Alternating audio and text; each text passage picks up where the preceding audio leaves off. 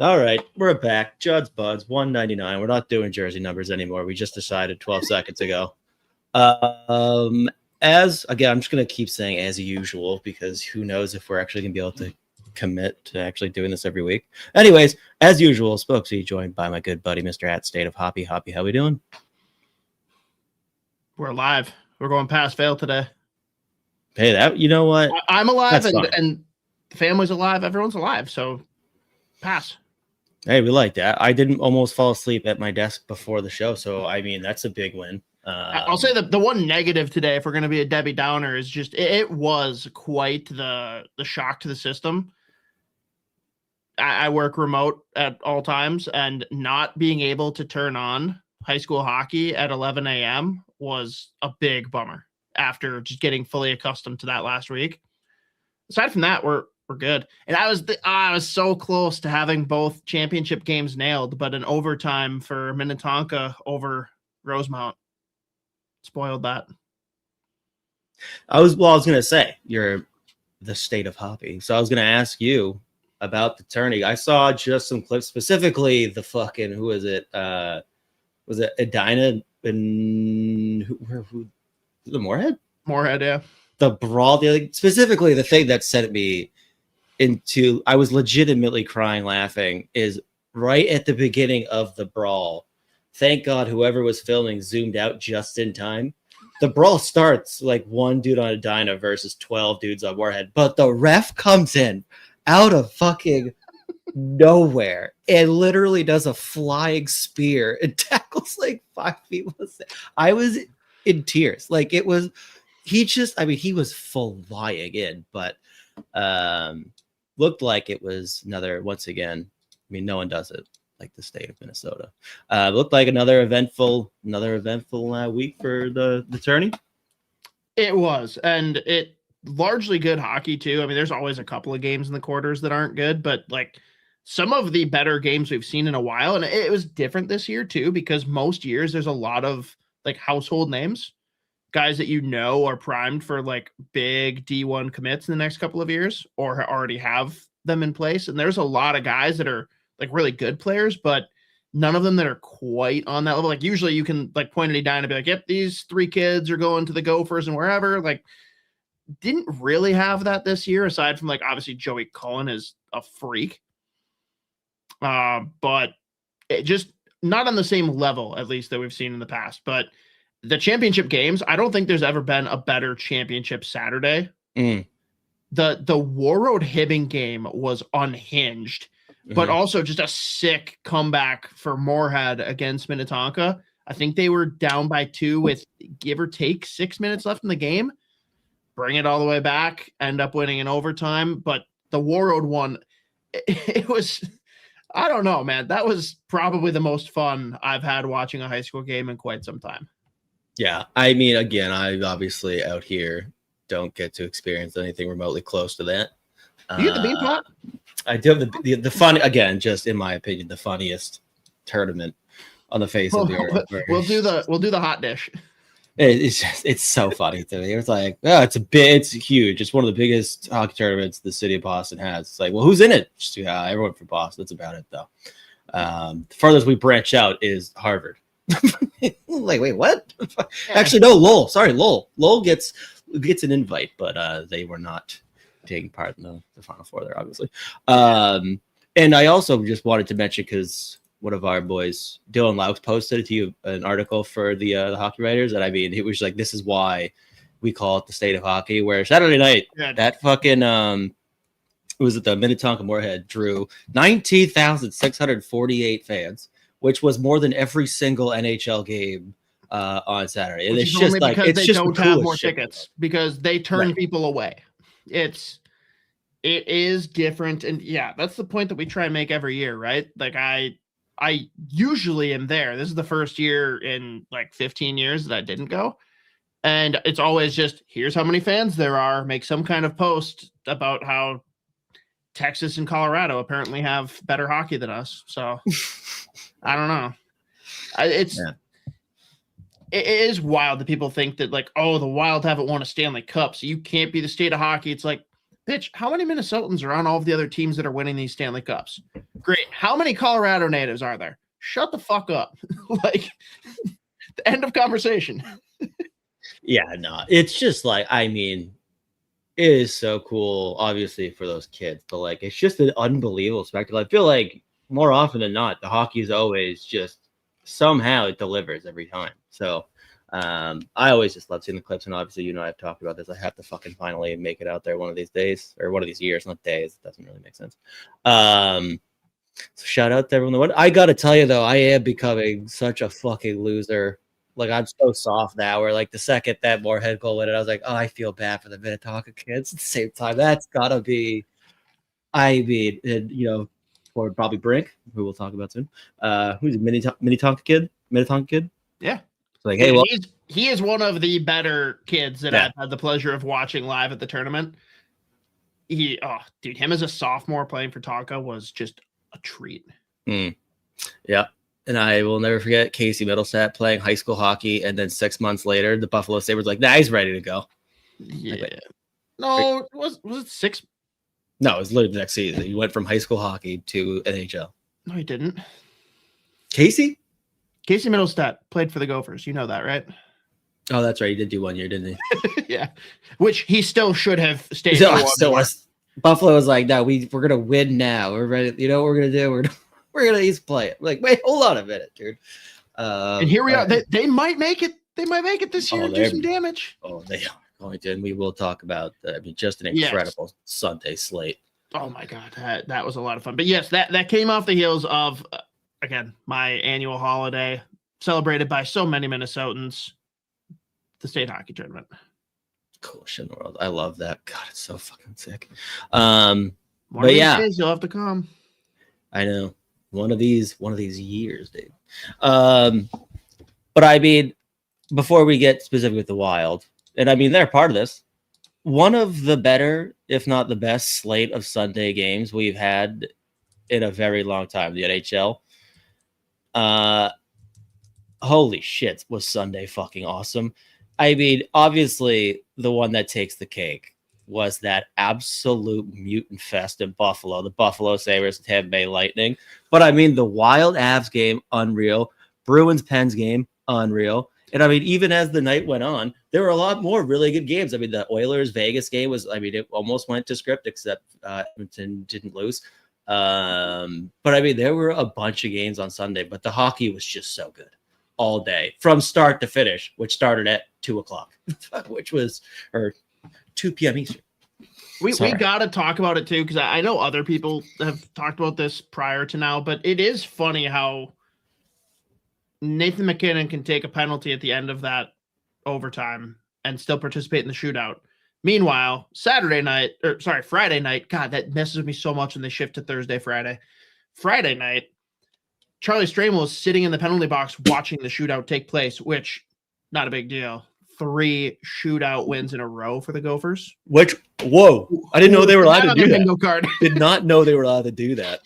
I asked Zemer after the game, I'm like, so shootout curse over? He's like, anyone that thinks that they know what's going on there is lying to you. Like, sure, we'll say yes.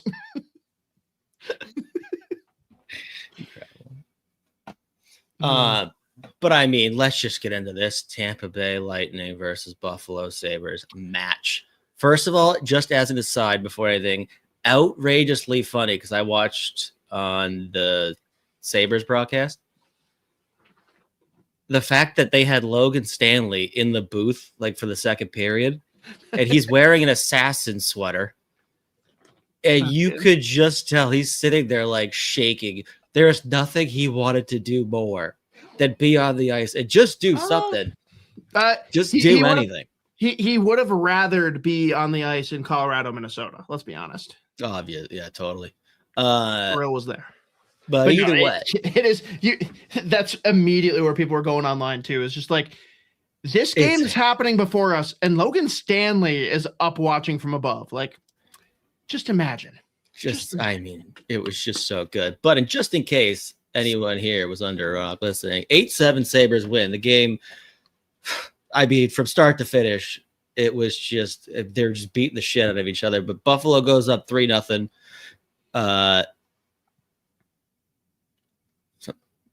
That just popped up. I said a weird. I thought it lagged for a second.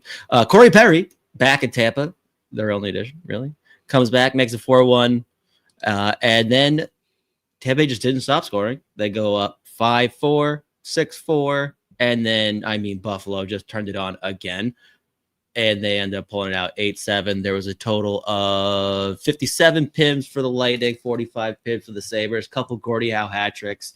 The Tampa Bay Lightning clearly came in and was trying to do the thing where they're like, hey, we know you beat the fuck out of us a couple weeks ago. And it was pretty much you guys just pantsed us from start to finish that game. We're going to come out. We're going to set the tone. We're going to let you know that we don't play. And they tried to big brother them. And the Sabres were just laughing. They're like, yeah, okay, absolutely. We are about that life. And by the way, we might be just as good, if not better than you. So they took advantage of those power plays early. They answered the bell with every goddamn fight. 2 fights the first 6 seconds of the second period.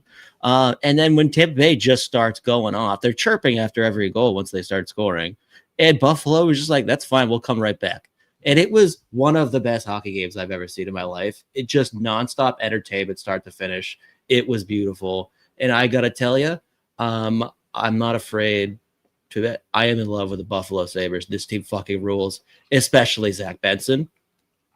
And again, we talked about the fucking the trades for Peterka. We were like, yeah, we thought it would be like a more big name player going out. Josh Doan recently signed to that big contract. Now over 20 goals.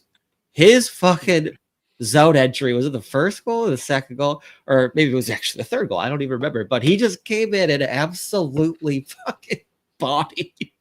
Who was it McDonough? That he just dropped the puck off, deleted McDonough, and then they score 2 seconds later. But what a player. And Buffalo is just, that barn's rocking, and it's all good vibes there, and I fucking love it. Do you remember Kevin Adams getting absolutely annihilated for that trade? He has to be sitting there right now being like, what the fuck, man? This is bullshit. No, he's like, thank God I'm actually going to get another job. I will get hired again, yeah. And it is so funny that people are actually talking about the potential of giving him votes for GM of the year.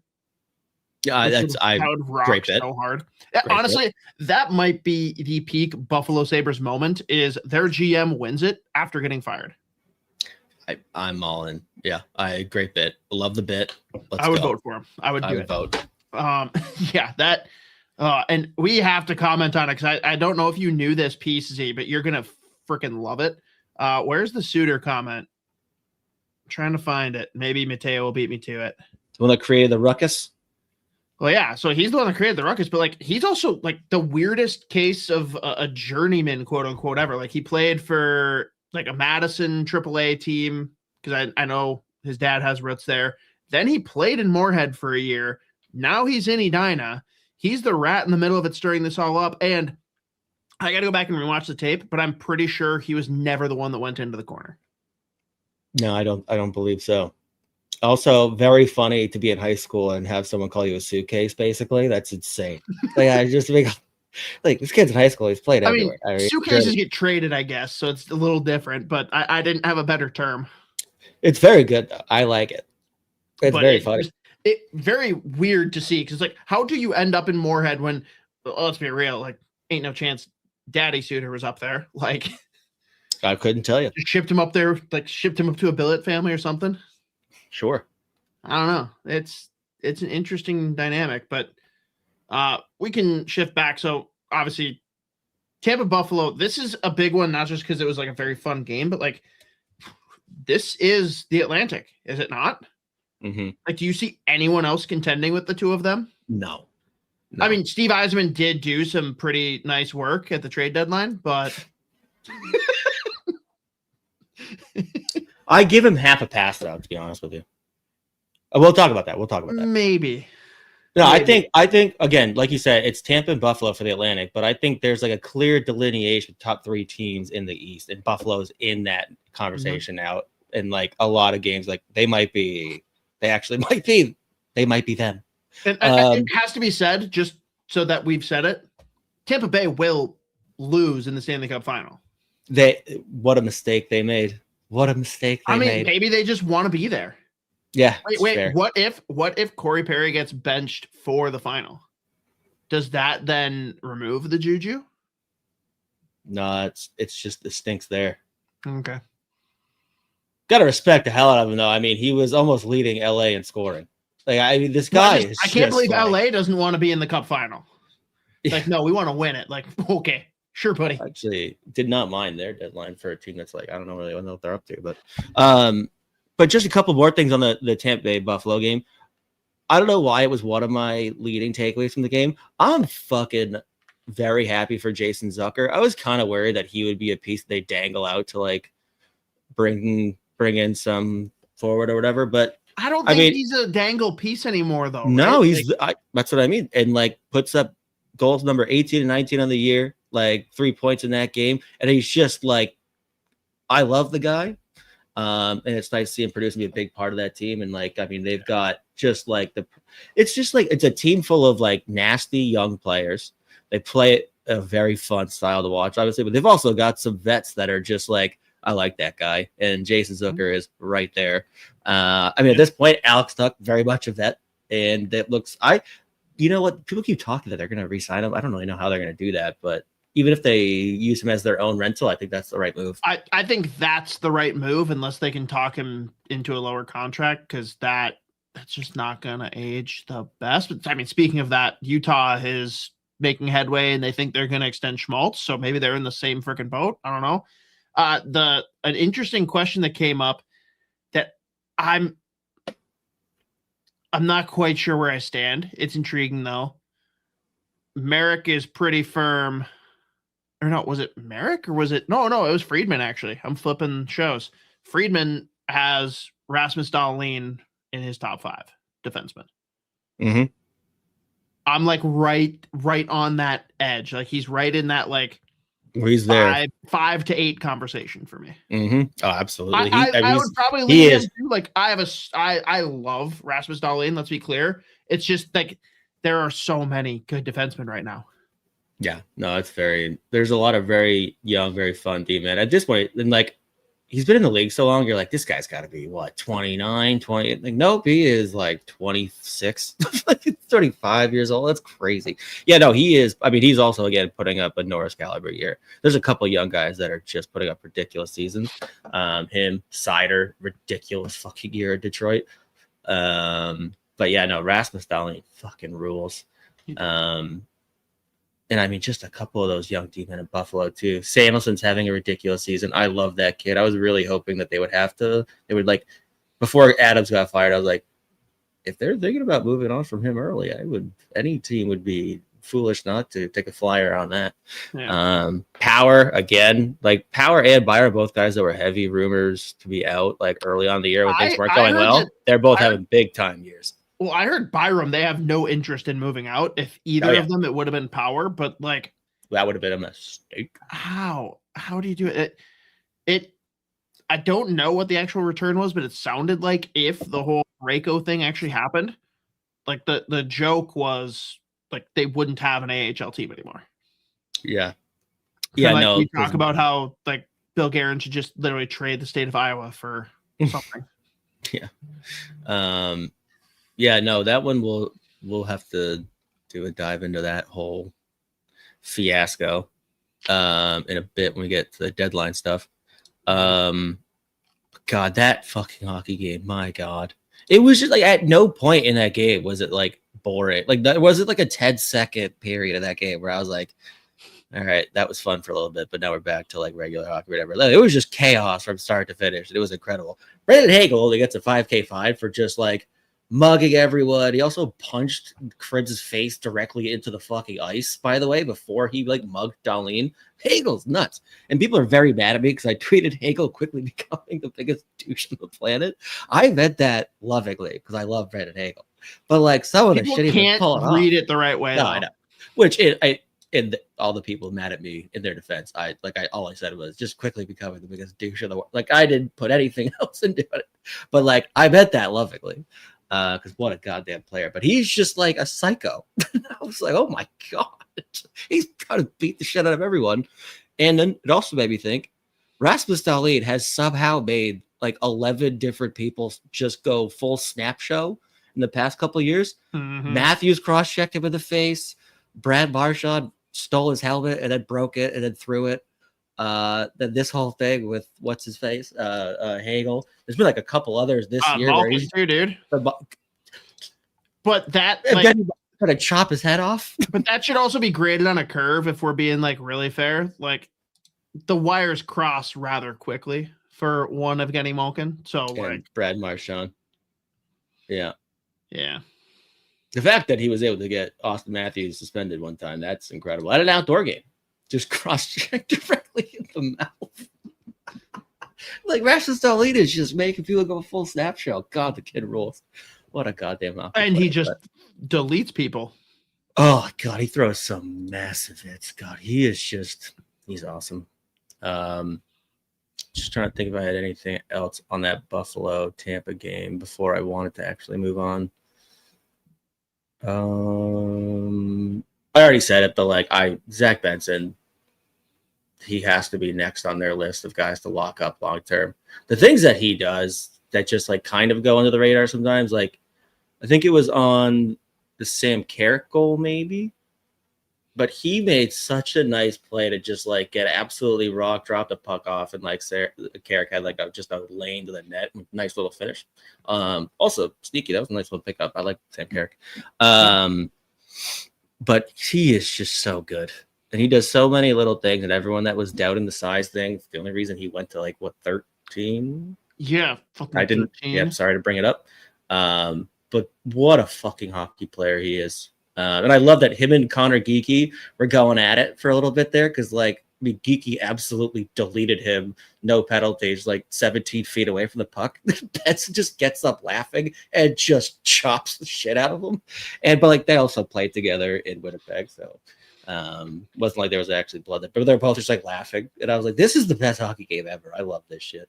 Mm-hmm. But yeah, that was outstanding. So then transition, like I asked this genuinely, like this isn't trolling, but like how do you feel about your Boston Bruins after losing to a Crosby and Malkin-less Penguins?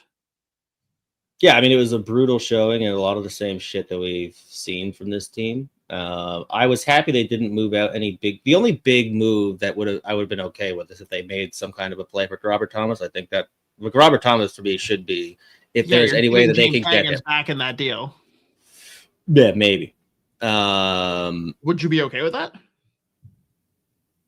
Higgins, that's the one that's the thing that they just recently started getting first round picks. So obviously it's like you gotta use them. No, I think like when you look at like the rumored package going elsewhere is like the equivalent of 4 first round. I don't know, whatever. But I mean, like for me, Robert Thomas, if that's the only move, like the only big move they could make, they're like, oh, this actually makes sense, because picturing him just like passing to either David Pastrnak or Morgan Geekie would be so. They would score 400 goals every game. But I was happy they didn't move out any big pieces. Yeah, I was pretty disappointed they didn't bring anything in outside of Lucas Reichel, who, I mean, 6th round pick. I'm fine with like taking a reclamation project on maybe. I mean, it's not that far removed from being drafted 17th. And he's shown some flashes of his young career, but obviously stalled out both in Chicago and Abbotsford / Vancouver. But yeah, I mean, they just can't fucking defend. And it was a pretty big head scratcher where you got 2 games in 3 days, and actually no, 3 games in 4, and Korpisalo gets 2 of the starts. He's been really good lately, so somewhat understandable. But like, I mean, when you just look at, Swayman's sitting there, and like the raw numbers now don't look as good for Swayman. He is the only reason that they are in a playoff spot. Him and David Pastrnak are legitimately the only 2 reasons. Geekie deserves credit. Yeah, you just look at, once again, the point difference between Pastrnak and the next best on the Bruins, and then the amount of goals that Jeremy Swayman's keeping out of their net is legitimately outrageous, because that defense is porous. And we saw it once again against Penguins. They were horrendous. Thank God they maybe the performance against Nashville the night before the deadline really like Sweeney was like, all right, yeah, no, we're not doing anything. That's he was ready to do it, and it's like snap out of the hypnosis. No, we're not doing that. That's insane. No. But yeah, no, blowing a 3-goal lead in Pitt, no Malkin, no Crosby. It's just inexcusable. So that's and it was a clusterfuck of a game. Like, let's be honest, but that was my big takeaway. It wasn't like, oh wow, look at Pittsburgh. Like, it was like, oh, Boston. Just like ridiculous turnovers. Like, oh god. But I mean, and like specifically with them, the one piece when you look at like what the prices for these right shot D-men that went out this deadline, like Andrew Peak probably could have got you something. And that's one where I was like, please don't. If they throw a big contract at him, that's crazy because he's never going to be more than your third pair guy. He's fine at best. Like it's so that was what I was like. If they could just get a mid-round pick, you do that in a heartbeat. But whatever. I'm just glad they didn't go out and spend big on Justin Falk or Rasmus Anderson or whoever. Like all the guys that are rumored to be in on. You were very worried about a lot of rumored players. Yes, I was very worried. Hey, you didn't get Connor Garland. Congrats. Yeah. And again, love Connor Garland. Don't love the fact that he hasn't even started his 6-year contract that he just got traded to the Columbus Blue Jackets. And hey, he scored twice today, by the way. The game that started at like noon. It was a noon game? The Columbus Blue Jackets in Columbus played the LA Kings. Great game. Oh, I could have at least turned that on. I didn't know. It's a really good game. But yeah. All right. Well, shit. And then, yeah, the Wild and Avalanche game. Very good game. What a goddamn performance. Jesper Wallstedt. Wow. Did you see? I'm trying to remember. Was it Jesse? Yeah, Jesse Granger, I think, posted basically saying, like, when he plays against good teams, he balls out hard. When he plays against shitty teams, he falls asleep.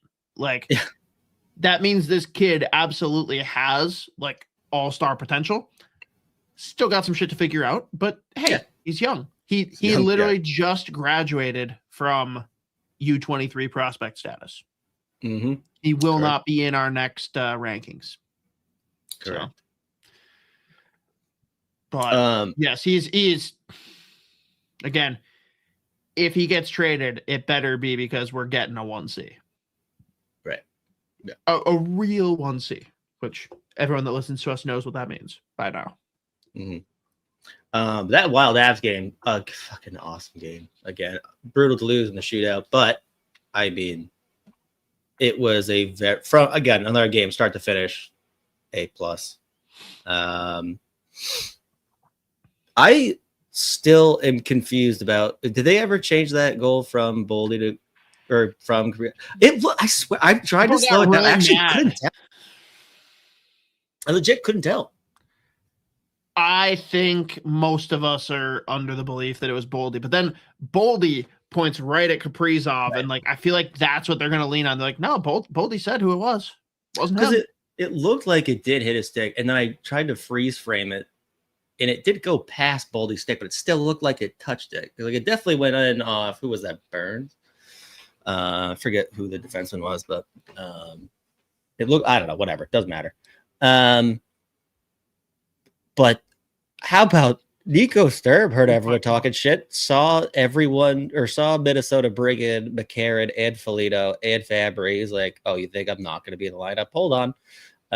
Was it first in 21 games shorthanded, a ridiculous finish. And I tweeted at the time, I was like, you see that goal, you're like, that's his first goal in 21 seconds, not 21 games. It was nasty. But I thought, like, again, that fourth line, the really weird fourth line was a McCarron, Nick Foligno, and Nico Sturb. Thought they were all right. Thought they played. Nick Foligno, I actually thought made a lot of like really good. He is a fascinating hockey player, like still really, really, really effective at his own end, like defensively. Yeah. One of the slowest hockey players who's ever lived, but he makes it work and he does his job. And he's a really good guy in the room. So again, we'll talk about the trade deadline stuff, but specifically in that game, I noticed him more often for positive reasons than anything else. So, and I also love the fucking guy. Cole wants to give you kudos for the Decepticons tweet. Oh, literally, they were like, yeah, Nick Foligno, McCarron. They were like, what do they do? I was like, holy shit, they're bringing in the fucking Decepticons. And I was like, it was armed with, what did I say? I don't even remember what weapon of choice I decided that they were getting. I think it was like, oh no, you gave Fabry a lightsaber, I think. And then I said, yeah, and Robbie Fabry, he gets a lightsaber. I liked that more than the Decepticons part. I saw the lightsaber thing. I'm like, yes, this is great. I was like, yeah, that's a key detail. But yeah, anything else or anything specifically on the Avs game? Again, Wallstedt balled out. My only thing was who scored. Yeah, there you go. Well, I mean, the save that Wallstedt made right before the Sturm shorthanded goal. Let's check it out. He went post to post, full extension pad save. And eventually, obviously, they cleared out and Sturm goes the other way. Ridiculous goal, but Wallstedt was insane. It is still Caprizov.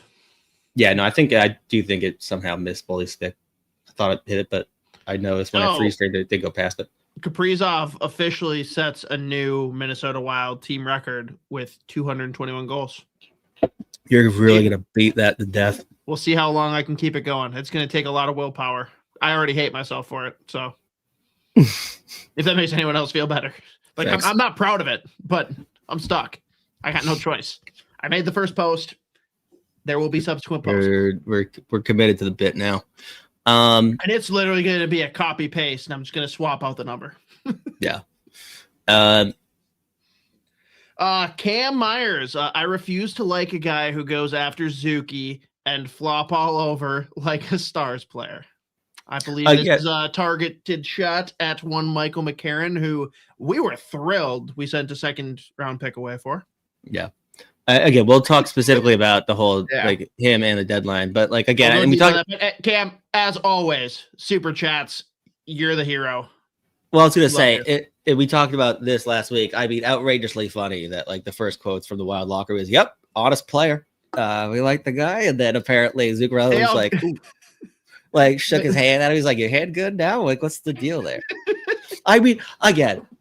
I was so bad at the time. I may or may not have tweeted that.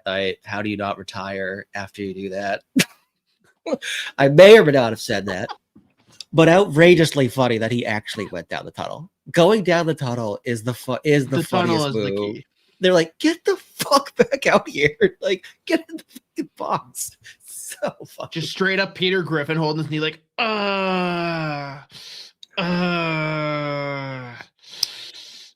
And then the ultra slow-mo of the Zuccarello slash, which again, there's a freeze frame right there. It is a very funny video. But before we move past, we can move past the Avs game. Not the Vegas game. I knew McCarron was going to do something. He has a really nice game for himself. 1 goal, 1 assist. And I immediately had people like, oh, how do you feel about that second round pick now? And I'm like, that's still beside the point. Remember, Nick Delorier scored at his debut as well, by the way. Just saying. We'll talk about the whole deadline and the specifics of the trade. But the Vegas game, though, McCarron, again, actually, bottom 6 looked really good. Brodin, welcome back. Was it Brodin? Brodin came back that game, yeah. Made a couple really nice. He stopped Eichel on a 2-on-1, full extension there. The Gus was dialed. But I'm going to tell you, just because I was sitting there like, oh my God, he's incredible. Some of the passes that Jack Eichel was making, I was like, this kid is fucking unbelievable. I mean, the feed on the Dorofeev goal back stick, I mean, that was unbelievable. Like, he is just... Wild fans were ready to riot if we traded for him. Oh. Yeah, it was like, maybe, yes. Also, I don't know. Maybe. No. Terrible guy. I don't know. But also, he's really good. I don't know. Locker room cancer. Yeah. But he was absolutely dishing that entire game. And I was just like, this guy is just a crazy person. Like, every time the puck touches his stick, he's doing something ridiculous. But he was nuts against Minnesota in that game. And shout out Brock Faber. Bobby Brink, welcome to the squad. Gets absolutely lamp-basted by fucking Lausanne. And I mean, Faber ran up, and I was like, oh my God, he dropped his gloves. like, he's doing it. Slipped on the banana peel eventually. But shout out Brock Faber for stepping in. For the guy that was his teammate for about 7 hours. So that was always good to see. And I suppose we should comment as well that part of the Boston game, because I totally spaced on it and I'm scrolling to find something, and Connor Dewar pulled his best Sidney Crosby impression. What a fucking beauty. Like, I immediately was like, oh my God, Crosby's back. Cool. It's a backhand for the parking lot. It's beautiful. It's a beautiful thing. He's having a real nice year in Pittsburgh. I mean, he is what he is, right? They use him the way he should be. He does a good job with it. I'm actually like the one that I'm really happy about, because it wasn't the greatest start, but Tommy Novak has been pretty good in spots. And I love me some Tommy Novak. That was always we were both fired up about that addition for Pittsburgh. I know at first, though, it didn't feel as good as I hoped it would feel.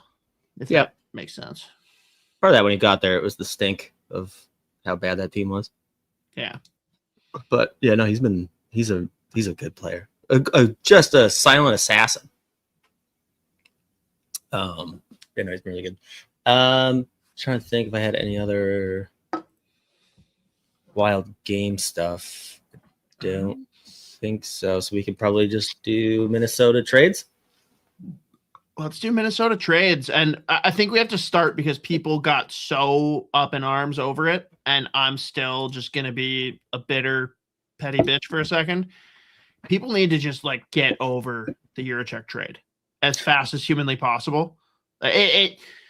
You can't have people freaking out and coming at us for the second round pick that was sent for Michael McCarron and say, that doesn't matter. That pick's worthless. And then say that we gave up everything to bring in David Jurochek. By everyone's definition, we gave up a first round pick. Shut your mouths. It's a great swing on a really talented player who, let's be real, we don't have the development staff to make him better. We don't. Iowa's been a dumpster fire. Like, whether or not he pans out in the NHL still remains to be seen, but he is an early 20s defenseman. He has not finished developing. It is not a done story. And to take that swing for what essentially boils down to a first round pick, we gave up a second and a third and a fourth. Who gives a shit? We gave up Damon Hunt. I'm sorry. Look at the rosters. Where is he now? We gave up a first round pick for him and managed to then salvage that and send him out to bring in a guy like Bobby Brink. I did not have that on my bingo card as a return for David Jurochek. I'm thrilled by that. And people are like, oh, this just proves that it was a worthless trade. And I can't get there. I can't get on board with rationalizing that thinking. You can say that Garin lost that trade, like, fine. Say that, like, we didn't win the trade. But to call it a disaster, which a lot of people have defended, is crazy to me. I can't. There you go. Spot the lie. I know. Yeah, I mean, we both also talked about the fact that, like, we still think Jurochek's a player. He's still super young. And, I mean, he's had a weird path to where he is now. I still think there's a really good hockey player in there. If he gets the right patience in the right situations, is Philly the spot for that? I don't know, with Tocchet, who clearly just keeps telling the media that he hates Matvei Michkov. Which, holy shit, some of the quotes coming out of Philly. Also, that's just not a kind of like the Wild. Like, I don't know if that's a team that I trust to develop a young defenseman, but hey, it's a fresh chance. Who knows? Whatever. But it is a bummer that he went to like one of the few teams where I can't cheer for him. I don't want him to do well. Yeah. When he does, I'll be happy for him, but like, I'm not cheering for it. Fuck Philly. Yeah. Well, I was going to start by doing the whole where we're at now from start to finish. Cause I mean, part of analyzing like the deadline for the Minnesota Wild, like part of that has to be, you include the Quinn Hughes part. Cause 100% outside of that, like it's a whole lot of context missing if you just look at like a team that's like, we're a contender. I figured we'd end on that and be like, oh, by the way, this absolutely counts. So quit complaining. But yes, like it absolutely has to be included. It is the biggest trade of the season. And I don't think one move has more monumentally impacted the Minnesota Wild franchise other than lucking into Kirill Kaprizov in the 5th round. Like, I'd argue Quinn Hughes is more impactful. Yep. So, in fill me in if I missed any, but since start of the year, Quinn Hughes, Bobby Brink, Michael McCarron, Jeff Petrie, Nick Foligno, Roman Schmidt, Oscar Olausen. Out, Zeev Booya, Marco Rossi, Liam Ogren, David Yurchak, Vinny Hinostroza, Mikey Milne, Kyle Masters, Boris Kachuk, who is in and out. 2026 first round pick, 2026 7th round pick, 2028 second round pick. You read those really fast in a different order than the ones that I have on the outline, but it sounded like you didn't miss anyone. Did you say Jeff Petrie? Yes. Okay. I think that's the only one that I don't believe I heard you say. Yeah, I think you hit all the ins and outs. Anyone that didn't can just rewind and re-listen a couple of times. Yeah. And I mean, we were just talking about it. I mean, the headline is obviously Quinn Hughes legitimately revolutionized the Minnesota Wild from depth scoring, not just from defensemen, but overall. Obviously played with Brock Faber together for like 28 to 30 minutes every single night. Legitimately the second best defenseman on the planet right now. And again, under contract next year. I mean, if you watch the Olympics, maybe number 1. Right.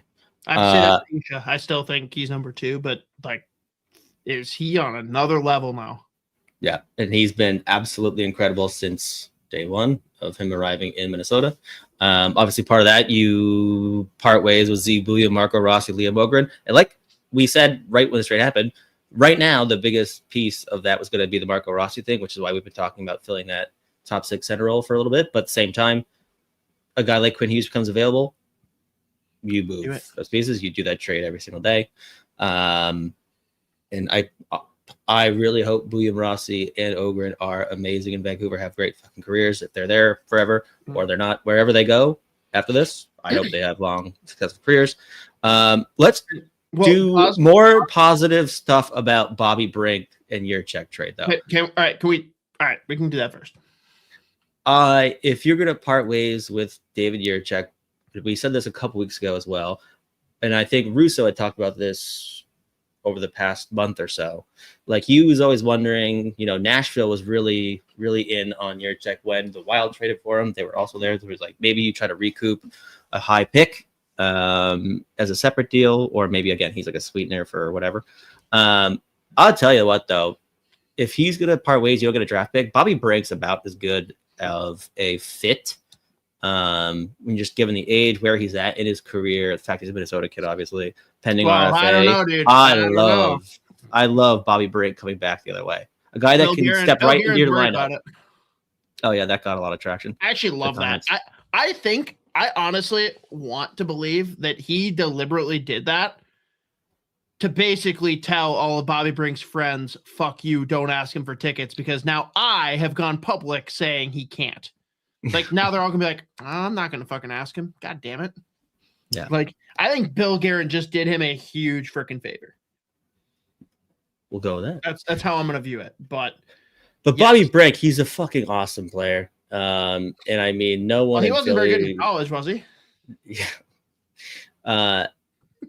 Philly, any player of his profile going nowhere fast, but obviously now he's going to get fresh. Like, and you look at where the Wild roster is right now in terms of like the right now, the here and now, and then like the future. They've got like a lot of prospects that you would like. They're like hopefuls. Bobby Brink is a guy that obviously right now steps right into your middle 6, getting top 6 looks with Boldy right now. And I mean, he's put up 10 to 15 goals last couple of years. Right now, I think he's got 13 and 13 for 26 points. I want to say that's right. But he can go up and down your lineup. Great skater. He's got some pop. He's never going to be like a 30 goal, 40 assist guy or whatever, but he can give you 40, 50 points reliably every year. Play a really good two-way game.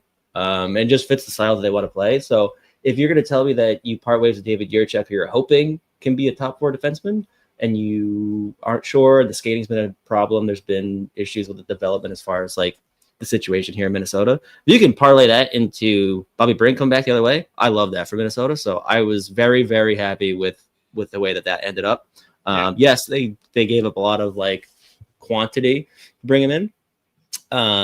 But again, you recoup David Hunt, and I mean, you get out of it now, and like, who knows? Maybe if they had kept Jiricek and like just there had been no development, or just the development got worse here, then you're basically hoping that you can, right before he turns RFA, you get like a 6th rounder or something for him. Well, or you just give him a QO and he's in the same spot. I do think you can't ignore the fact that Quinn Hughes got acquired. Like, that just changes what our blue line looks like, and it makes it a lot harder, not only for him to get in and get more experience, it also ramps up the timeline. Like, no, we need to win right now. Like, we can't really tinker around with your development.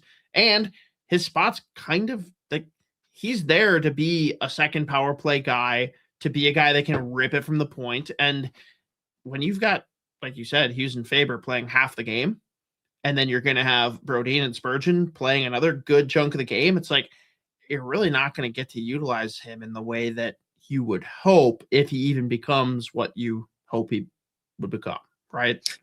Yeah, and especially here, like, I mean, well, I think for David Jiricek in general, I mean, he's an incredibly talented fucking hockey player. It's the reason he went high as he did. The reason they gave up what they gave up for him. He is a player, especially the profile defenseman that he is. He needs a whole lot of patience and attention, and just like letting him play. I mean, we talked about this in the preseason. We both just said, like, I hope they don't just see him make one mistake. And like, for a little bit, like, he was given some leeway when they didn't really have any options and the entire team got hurt again. But like, I also just don't see a path for him in Minnesota with the way that, like, with what they want, what they need from him, if they're going to put him in that lineup every day. I just don't see him getting the patience required for him to like get close to the draft pedigree where he got taken. So I don't fault them for taking the swing, because he does have that much talent in him. But like, for their timeline right now, for what they need him to do, which probably wasn't going to work out here. And again, if you parlay that into more than just like a mid to late round pick, and you bring a guy that can play right now, great age, like young kid, going to be an RFA, but like is a proven NHL commodity and still is getting better. I just love Bobby Brink, so I love the fact that that's what they turned that into. So I see that as a great trade for Minnesota. I 100% agree. And then from that too, because you listed all the ins and outs, I think it's important to bring back up the super chat here from Dave Valensky, who says, yeah, I didn't want to give up half of the future for one center that might not be with us at the end of the year. I think we need to point out that Bill Garin, for once, this is the first time he's had conviction and not done something just to do something. Again, maybe we want to argue the McCarron thing, but it's more, that's a guy that he wanted, and probably more so John Hines wanted, and he did what he needed to get him. He didn't force square peg into round hole. He didn't overpay for a Vincent Trocheck, who, again, makes the team better, but isn't going to put you over the edge and isn't a true number one center. He waited it out. We still have a much better team than we did back in October, and he didn't force anything. And honestly, until the big trade that came in like a half hour after the deadline, we were like, it's okay. Colorado and Dallas didn't do shit either. Oh, fuck. Well, that didn't work out. Yeah, I mean, well, even before the Kadri trade, Colorado made some moves. They are whole. Without the Kadri move, though, I wouldn't have like really been like, oh man, we're in trouble. Like the Kadri one, it's like, all right, so Colorado and Tampa, yay. Yeah. Again, we'll do more NHL wide stuff, but again, I think getting just 1-for-1 Brink for Jiricek, given where the Wild are at right now, I think that's a great trade. And I think actually Kim Meyer sent another super chat. I was only ever frustrated with the Jiricek trade because all of our assets up there. You just didn't notice it. But sorry, my bad. Because Cam rocks. But yes, I was only ever frustrated with the Jiricek trade because all of our assets going out should be for centers. Yeah, and again, fair. Totally fair to say now too. You guys remember though, like at the time, like Marco Rossi was here. We had no idea that Quinn Hughes is going to be in Minnesota, but totally fair. Yes, I mean that's been true for the last like 20 years. So, yeah. But yes, I felt it needed to be called out that it is not in Bill Garin's nature to not push I'm proud of him that he didn't push. Yeah. And just staying on the defense side, and this is just gonna be able to be a quick one. I like putting or sending out a 7th, bring in Jeff Petrie. Again, like him and Bogosian are there on the right side. Damon Hunt can play still, so like you have more options, obviously. And like Petrie's he's like, I know what my role is going to be. I'm not going to be in there. Is my key. He knows. Just gonna say, him knowing his role makes it way better. But like also, we'll just say I haven't been overly inspired by who Jeff Petrie is for the last couple of years, but he knows he's going to be in the press box. He knows he's a fill-in guy, and he's probably going to have a little bit of a jump in his step when that happens because he's like, holy shit, I get to play. I'm fine with it. Like anyone that's mad about a 7th round pick going out for any player, like, sorry. Yeah, and you look like you look at the back end too, when however many, because it's not if anyone gets hurt, it's however many injuries you've got. And how many? Yep. David Hunt can play on the right. Obviously, you got Bogosian there, and then Petrie. I mean, if that's like your 7th, 8th option, that's not bad. So, right. I like again just reinforcements, and you're not like going into the AHL or whatever. So I thought that was completely fine. And we don't know what the timeline looks like for Moose, correct? That's still up in the air? I don't believe so. Okay. My big question is, in your mind, what is the 4th line? And is it something that they're going to rotate and roll regularly, or do they lock in on a set 4th line? Yeah, so that's where we go next. Nick Foligno comes in, joins his brother for future considerations. Good on the Blackhawks for, by the way, just being like, well, and like, because I mean, he's been a key piece of Chicago. I mean, like, if you want to put anyone in Chicago, the key piece. I mean, also he put up 15 fucking goals last year, and obviously a big time locker room guy, captain. Really cool T-shirts. And when Connor Bedard is like 20 years into his fucking career, people will be like, hey, who like helped you with the league? Nick Foligno's gonna be one of the first guys that they mentioned. So, yeah. So I love the guy. He was here in Boston before he went to Chicago, and he was like, I love Nick Foligno. They're great guys. Just an incredible human being. But shout out Chicago for just being like, hey, do you want to go? All right, just do futures. Like, we don't need to try to like fucking finagle a pick. Like, it's fine. JM Witt 30. Are we sure the trade deadline has passed? I don't see Gustav Nyquist on the roster. Bill Garin learned. Bill Garin can learn. Well played. By the way, I think the next day after we did the show with Brett, Gustav Nyquist scored his first goal of the year. I think it was literally the next day. Of course. But whatever. I think it's going to be a rotating cast. I mean, again, like we know the health issues. And again, like Sturm clearly got the message. Like Nico Sturm obviously has not been exactly the player that we were hoping or anticipating when they signed that 2-year deal. But now you look at the 4th line, you've got the rotating cast of the both Folignos, McCarron, whatever, Sturm. Then we'll see how the lineup shakes out. Probably Trenton, although he may be on the 3rd line too. But like, I think they just gives them more options. We talked about this last week as well. With like, you look at how the Panthers have rolled out their forward lines the past couple of years in the playoffs. Like they've had 5-6 guys rotating in and out in that 4th line. So again, Foligno probably not going to be an everyday guy, but like really good defensively, strong penalty killer, and he knows his role. And I mean, he's just going to be another phenomenal guy in the locker room. And the fact that both Folignos are going to be in there, it's also very funny. And I was going back and forth, like fully healthy. I don't even know what I actually would probably throw out there. Like probably both Folignos and McCarron.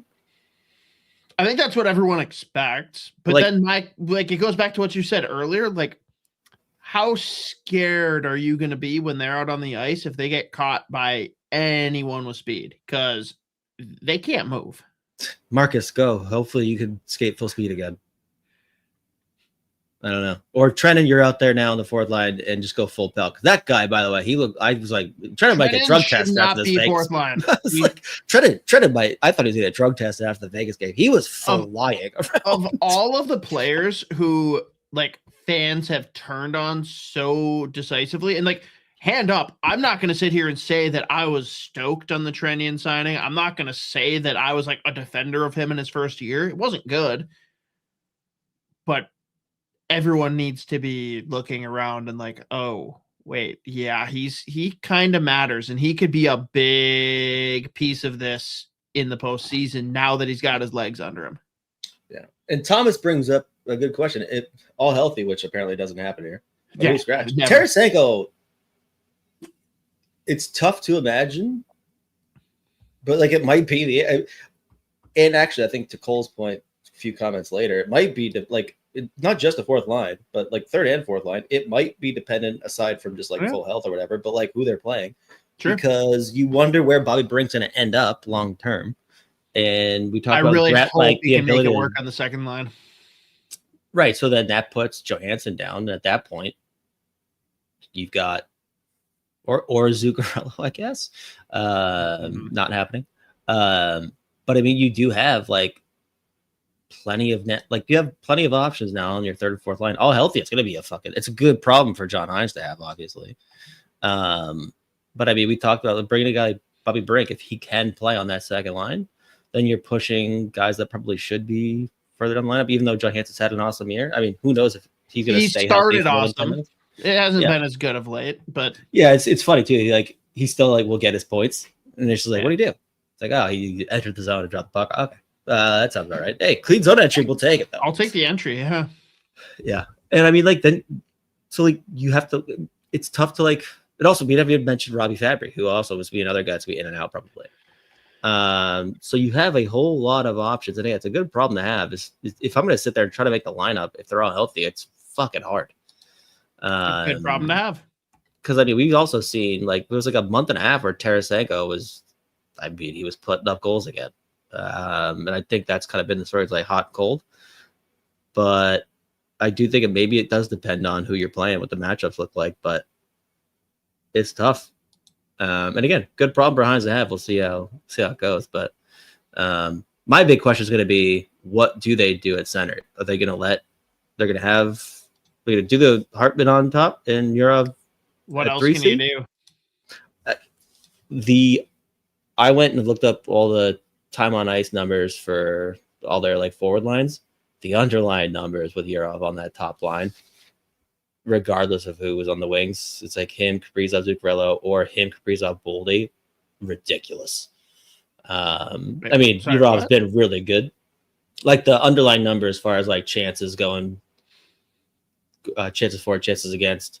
It's funny too. A lot of the expected, they play really well, but then there's just for whatever reason, it just doesn't always translate. There's very few combos that have been together for more than 20 minutes total all season at 5v5. Where there's a big discrepancy between goals for and goals against, but the underlying numbers are just confusing. So I don't know. I have a nagging suspicion it'll be Hartman on line 1 with Yurov on line 3, but yeah, I don't know. I'd like to see them continue tinkering with it a little bit here as we get closer. Cole says Bill Garin seems to have assembled 4 lines of, oh fuck, I got to play him. Hartman, Kaprizov, Ek, Boldy, and the Murderers on the third and fourth lines. I don't know. Short of not having our 1C, which that would solve so many things. Really, it is a good roster. You've got 2 lines that the other teams have to worry about. And if that whole Russian experienced third line can regain form, that is the difference maker. We've seen it every year. The teams that go far are the ones that have a third line that makes a difference, that can go head to head with another team's third line and cave them in.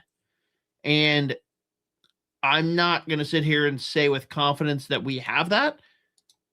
I do think that it is something we could potentially see. And maybe it ends up being that Yurov gets a chance on the first line and he doesn't look back. And then you've got Hartman down there for some snarl, and it's kind of a different identity third line. But that third line and whether or not Hartman can have staying power on the first line, that's really what I'm looking at for whether or not this team will be successful. Outside of the big question mark of health, which is always the case. Yeah. And we'll say too, another big thing that and I've said this multiple times whenever we talk about the top 6 center quote unquote issue. I don't really think it's a huge issue, to be honest with you, but it would be one thing.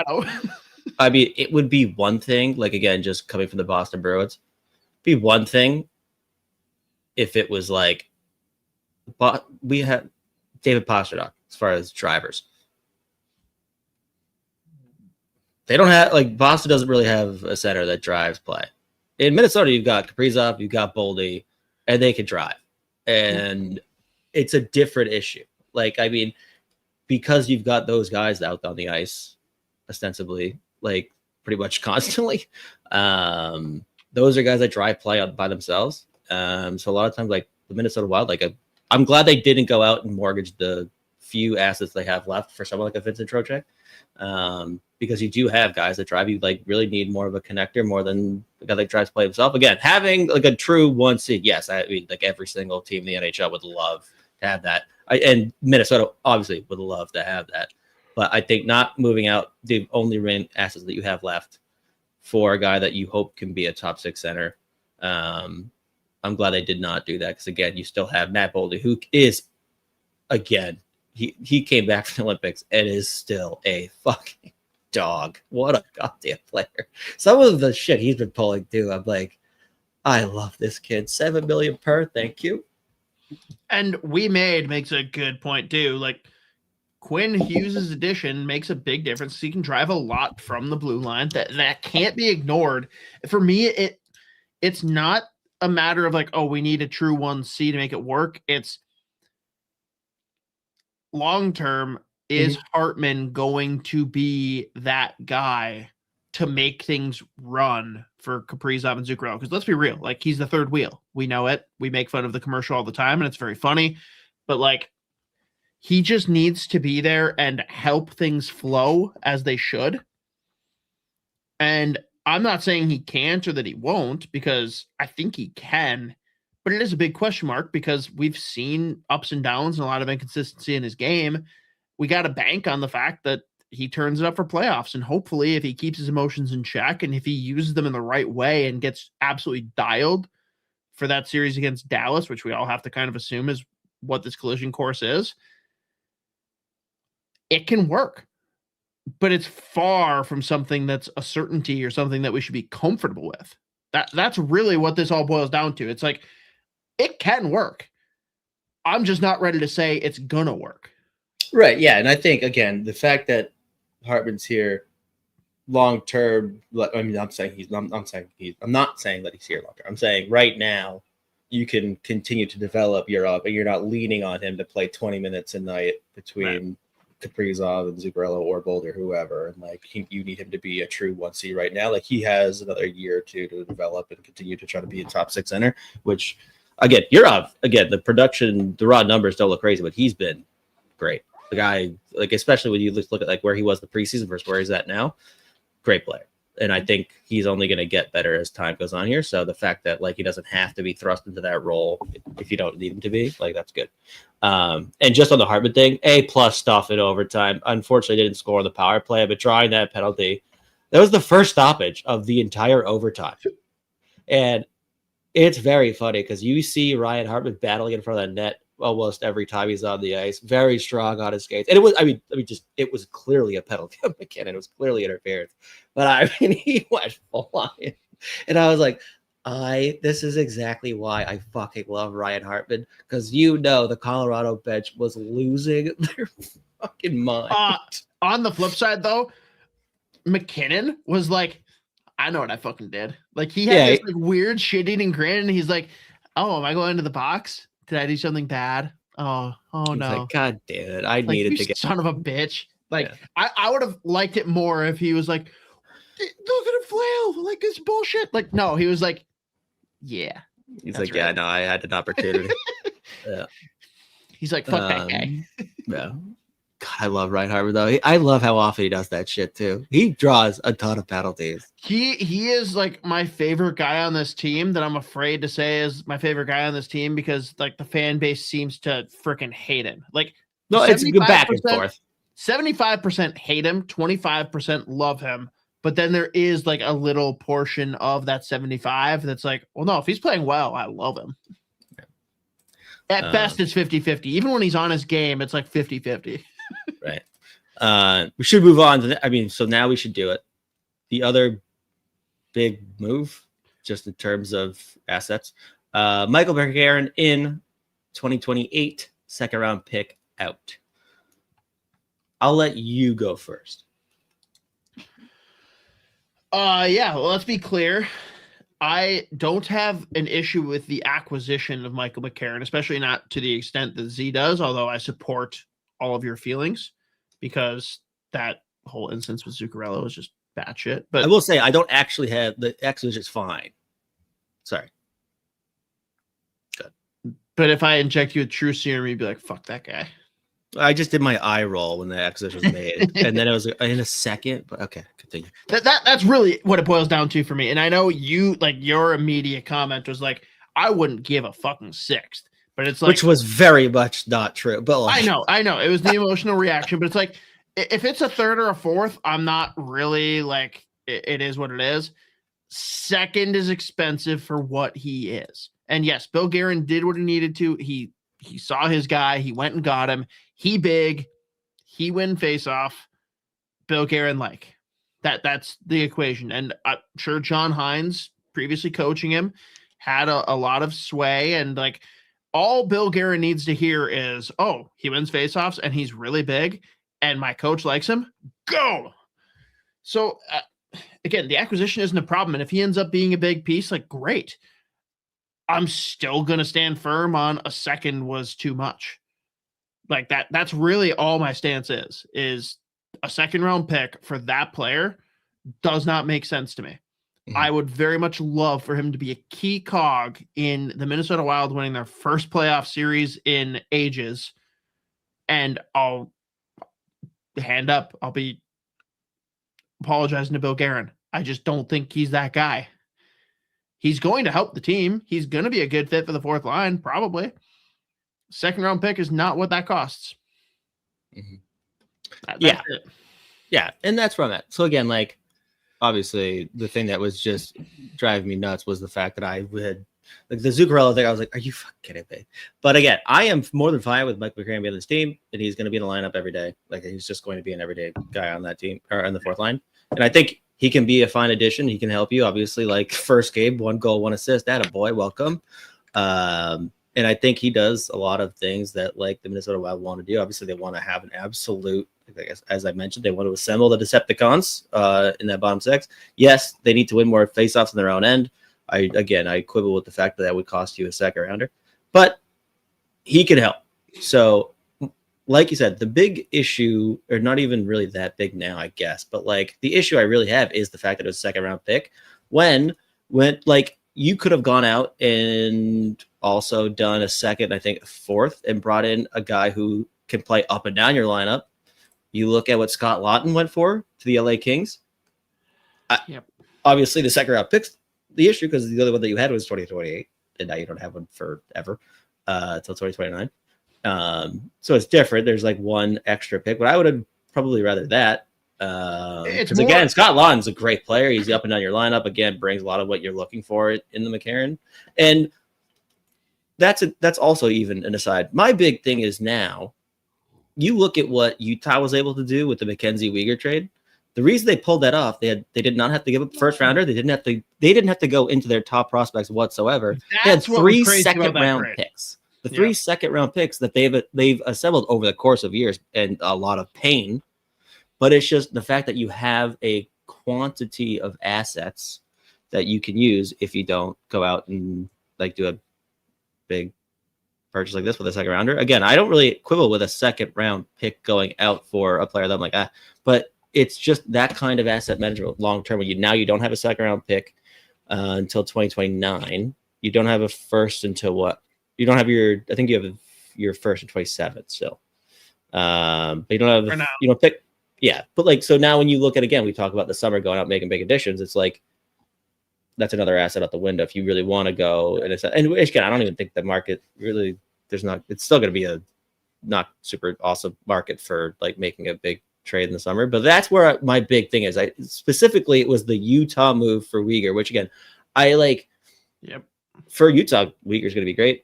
And they're in a spot where they can take on that contract long term. Doesn't really matter. And again, they did not give a first round pick. They didn't like dip into, I would say, any of their top 10 prospects. Meaningful prospect, yeah. Like that was a great trade. And I still love it. And I love it for Calgary too, because Calgary needs to. And by the way, we'll talk about all the other NHL teams with the deadline. Yeah. I think they fucking nailed this deadline as far as bringing in as many different assets as humanly possible, and not bringing in some guys. Yeah. And he still got what, 2 more years maybe. Right. But like, Yeah. that's the kind of guy that I would have thought people would have salivated over at this deadline. But they made a big first step to suck, and that's what they need to do here next year and moving forward. Them and Vancouver are fighting hard for McKenna. Vancouver gets a big C+ from me. But that's where my whole issue with giving up a 2028 second round pick for Michael McCarron. That's it though. Cole's comment though, I tried so hard to talk myself into. Bill Garin is just trying to set the market really high and fuck other GMs over. No. It's something I could have talked myself into, and then I saw what transpired after, and I was like, damn it. All right, didn't happen. Yeah. But yeah. What can you do? Yeah, I mean, are we just going to randomly pick and choose what we want to talk about here? Or we're just going to finish it off real quick. Just two very small additions that have also happened. Boris Kachuk again comes in for, I think that was the Milne trade. Then he goes out for Roman Schmidt, who has now played, I think, 3 games in Iowa. He is a massive. The fact that his name's Roman and the last name's Schmidt, very fitting. I think he's like 6'5", 220, 230 pounds. He had one of the better fights in game number 2 in Springfield the other night. Him and, oh God, who was this? Going to drive me nuts. Oh, I forget the kid's name. They went toe-to-toe for about a minute and threw absolute hammers at each other. And both of them were just, I think it was not Dylan Peterson. Fuck me. I can't remember who it was, but just an incredible fight. But again, a giant human being, right shot, former, he was with the Lightning. I think he got drafted by someone else, though. Maybe St. Louis or Anaheim. I can't remember, but probably, I mean, we're probably never seeing him in Minnesota, but at least wanted to mention, I like that for Iowa, bring in a player like him because he's played like over 100 AHL games.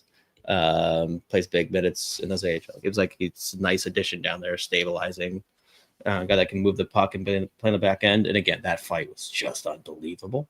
But the guy that they added earlier in the year, Oscar Olaus, has been fucking awesome for Iowa. By the way, Iowa, I think they're 6-4 in the last 10. They're actually playing some nice hockey right now. And Olaus has, when he's been healthy, he's now second on the team in scoring.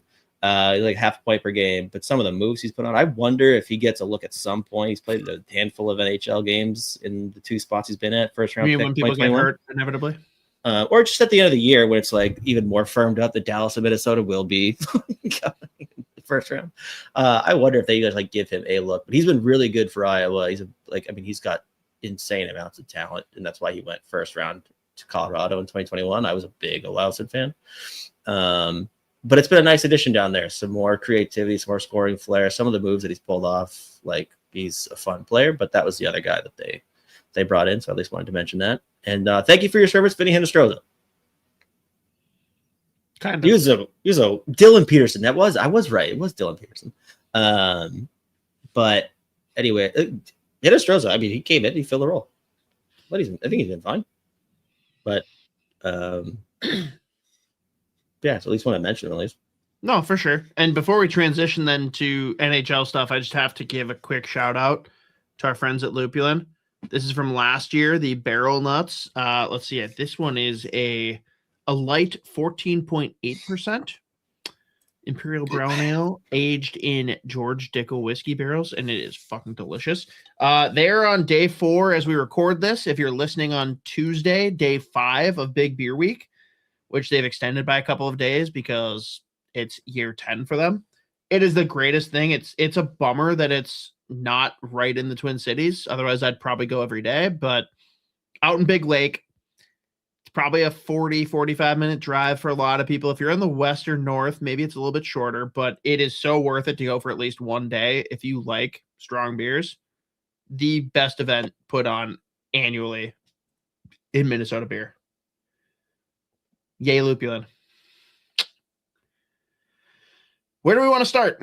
How do we want to do this? Because there's a lot of things we can talk about. Do we want to talk about who did really well or really poorly? Are we going to rapid fire? What do we want to do?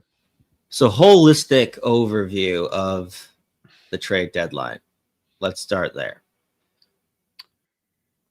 Weird. One of the funnier deadline days ever, where if you want to get really nerdy, it's super interesting for me, the big takeaway was like, I was really invested on the teams.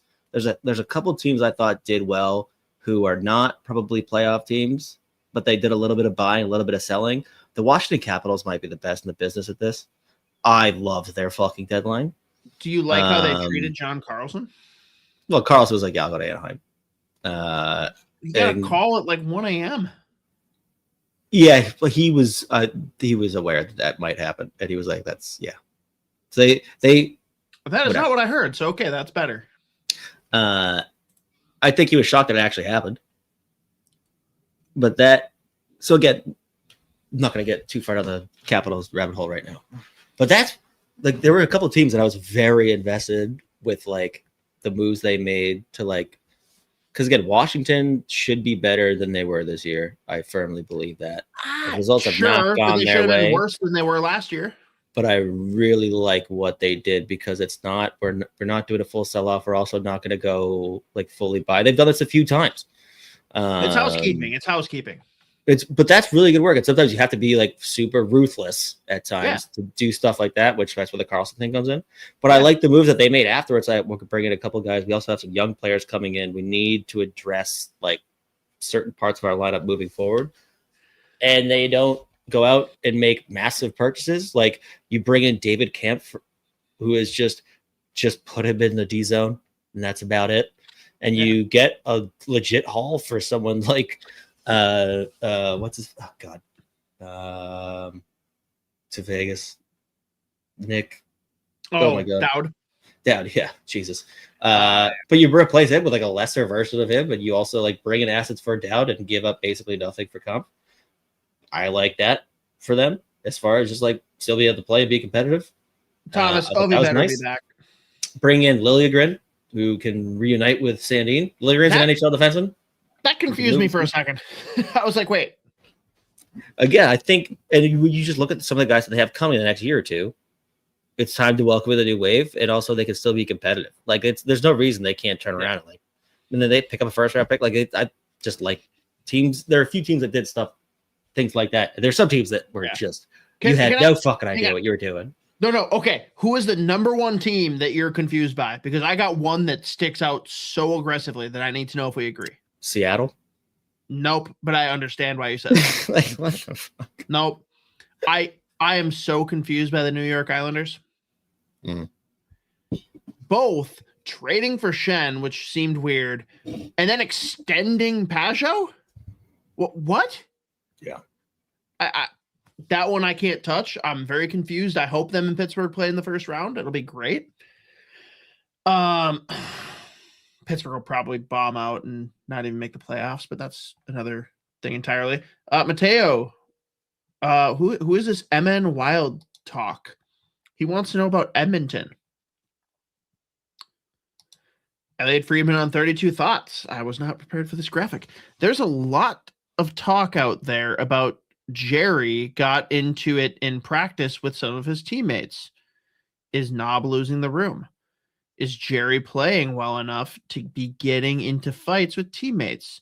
At this point, I'd rather Pickard goalie 2 and Ingram goalie 1. I thought their deadline was fine.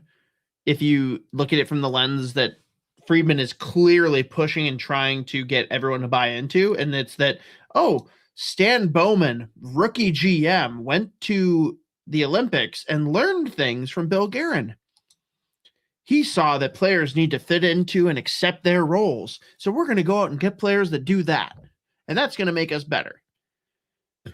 There is no world where this team makes it to the Stanley Cup Finals, let alone maybe they win around, maybe if they're lucky, just off the backs of McDavid and Draisaitl.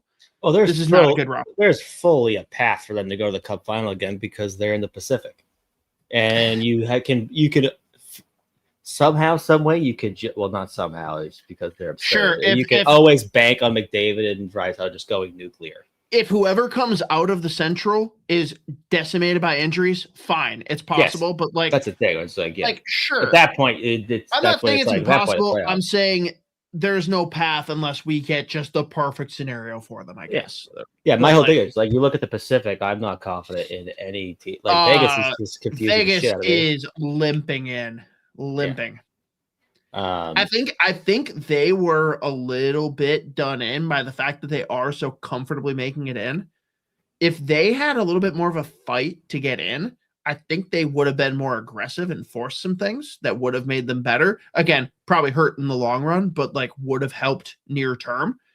It's just not a team that scares me. It's not. Right. Yeah. So sticking on Edmonton. Yeah. I think they filled a couple holes or filled a couple of needs. Like Connor I think Murphy. Dickinson will be good. Dickinson is a really good defensive forward. Like very good. Colton Dock was a sneaky little addition too. He's still a player. He's a big kid, fucking physical. I mean, it's basically Trent Frederick, who has been good since the break. Scored a goal, thank God. I love Freddie, so it breaks my heart whenever people make fun of him. But I'm like, yeah, no, that contract was nuts. But you bring in Dickinson, you bring in Connor Murphy again. It's not like the sexiest additions of all time, but Utah probably gets those 2 points tomorrow on us when we can't skate with the Young Bucks. Yeah, Utah just has our number. But I'm removing that, and I'm just gonna say, I think that is why Edmonton won't make it. I think Utah comes out of the quote unquote Pacific. I love that. I love it. I want it. I need it. It's the best. Yeah. But again, before we get back to Edmonton, I think they filled a couple holes. Not the sexiest additions, but some needs, clearly.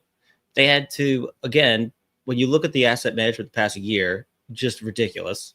But, like, again, even if they fill those holes and, like, they fill some gaps that were, like, they addressed issues that they desperately needed to, you still just can't be confident in this fucking goaltending again. If the fact that they might actually hit game one of the playoffs with a starting goaltender of either Calvin Pickard or Ingram is crazy. So they tried to address the goaltending issue. They lost the shit out of that trade. I don't think that's even up for debate. At no point, I don't think was that up for debate. But they still have that big glaring issue, clearly. Now, again, it's the Pacific, so who the fuck knows? But again, the moves they made, they gave up a lot over the past year for a lot of the same stuff. And I think the additions they brought in make that roster better. They just still have that one giant glaring issue that's been the same exact issue for however long now. Yeah, which is very weird and funny that Jeff Merrick like uses that as like, oh, this says a lot more about the Oilers than it does about their goaltending. Like, no, it says a lot about Stan Bowman that he can't figure out the goalies. Like, let's be real. Well, and Thomas puts in the chat too. There's a ton of goalies available. They could have tried. Reports say they were good, but like, it would have been a really tough move to do after the Jerry trade. Yeah, and also you can kind of one-handed at times, like a team trying to win a Stanley Cup made a big move at the deadline for a goalie where it worked out completely. Definitely not like in recent times. Like I think off the top of my head, like the one that performed the best when they traded for him was I think LA when they acquired Korpisalo from Columbus. So they still didn't. I mean, they Edmonton. So there you go. But yeah, so there you go. I mean, like Edmonton is just like, it's funny because you just sit there. You're like, I think they filled some gaps, but I still have the same opinion where it's just like it's a shit show on a lot of nights, and like I can't really feel confident that whoever's in the net's going to be able to make enough saves to win the games. And I mean, if they want to lean in, like part of me was just like, you know what, fuck it, just like don't get any defensive help, just go full offense and win every game, not like a 6-4. Aim to win games 10-8. Like who cares at this point? May as well. So that's Edmonton. Do you think the Anaheim Ducks can do anything? Yes, I love the Carlson edition. Is it perfect? No, but I'm glad they went that way instead of Leo? Huh? Leo, right? Yes. Him being healthy, that's a big addition. I really like the Ducks deadline, bringing Carlson, because again, like you're looking at a guy that can move the puck from the back end. And then you can move both Gudas and Trouba down, further down in your lineup. And pretty much you look at everyone they've tried on the right side, it's just been they're just getting caved in.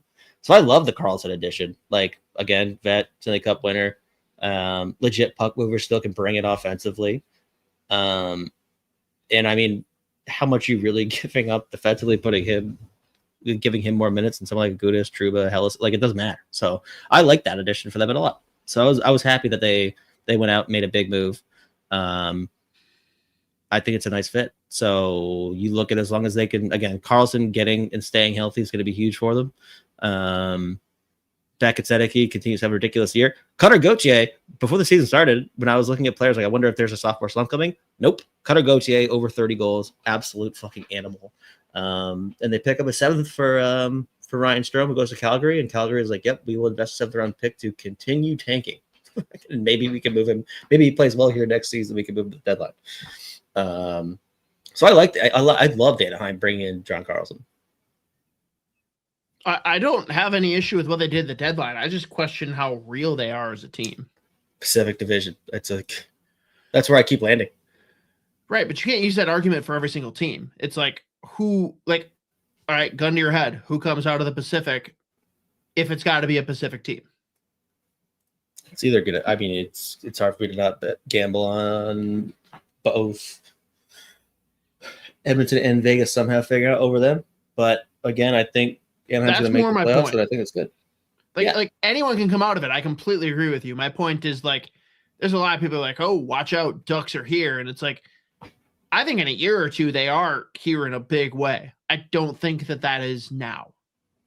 I think, yeah. But again, I think bringing in John Carlson from the back end does solve a lot of issues. Like, as good as Trouba's been at point, I mean, since like December, it's not been great.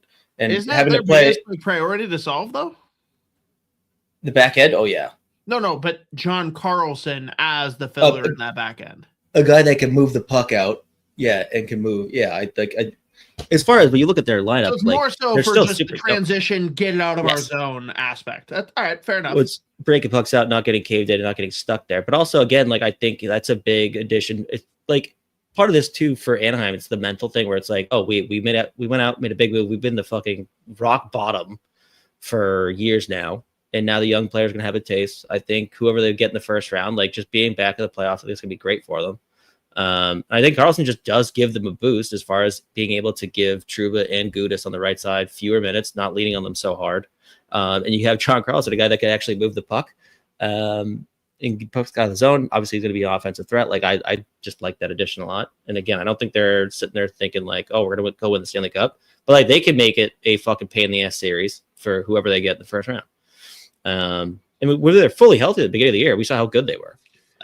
They were getting a lot of good luck too, but like Leo Carlson being healthy is huge. There's a lot that goes into that, but like, fair. I'm not saying. Think of it as like both Carlsons were added at the deadline. Okay. But if Leo gets and stays healthy, that's huge for them, obviously. What's better, 2 Carlsons or 2 Pedersons? Who knows? Who's to say? But yeah, no, I like that they did it. I like, again, they have the assets to burn. They have a ton of young players, so like that's exactly for a team in their spot. I think it was the perfect move. And I wonder to what extent they're like, yo, we know we got here in Jackson Lacombe. Let's just give him a little tutor.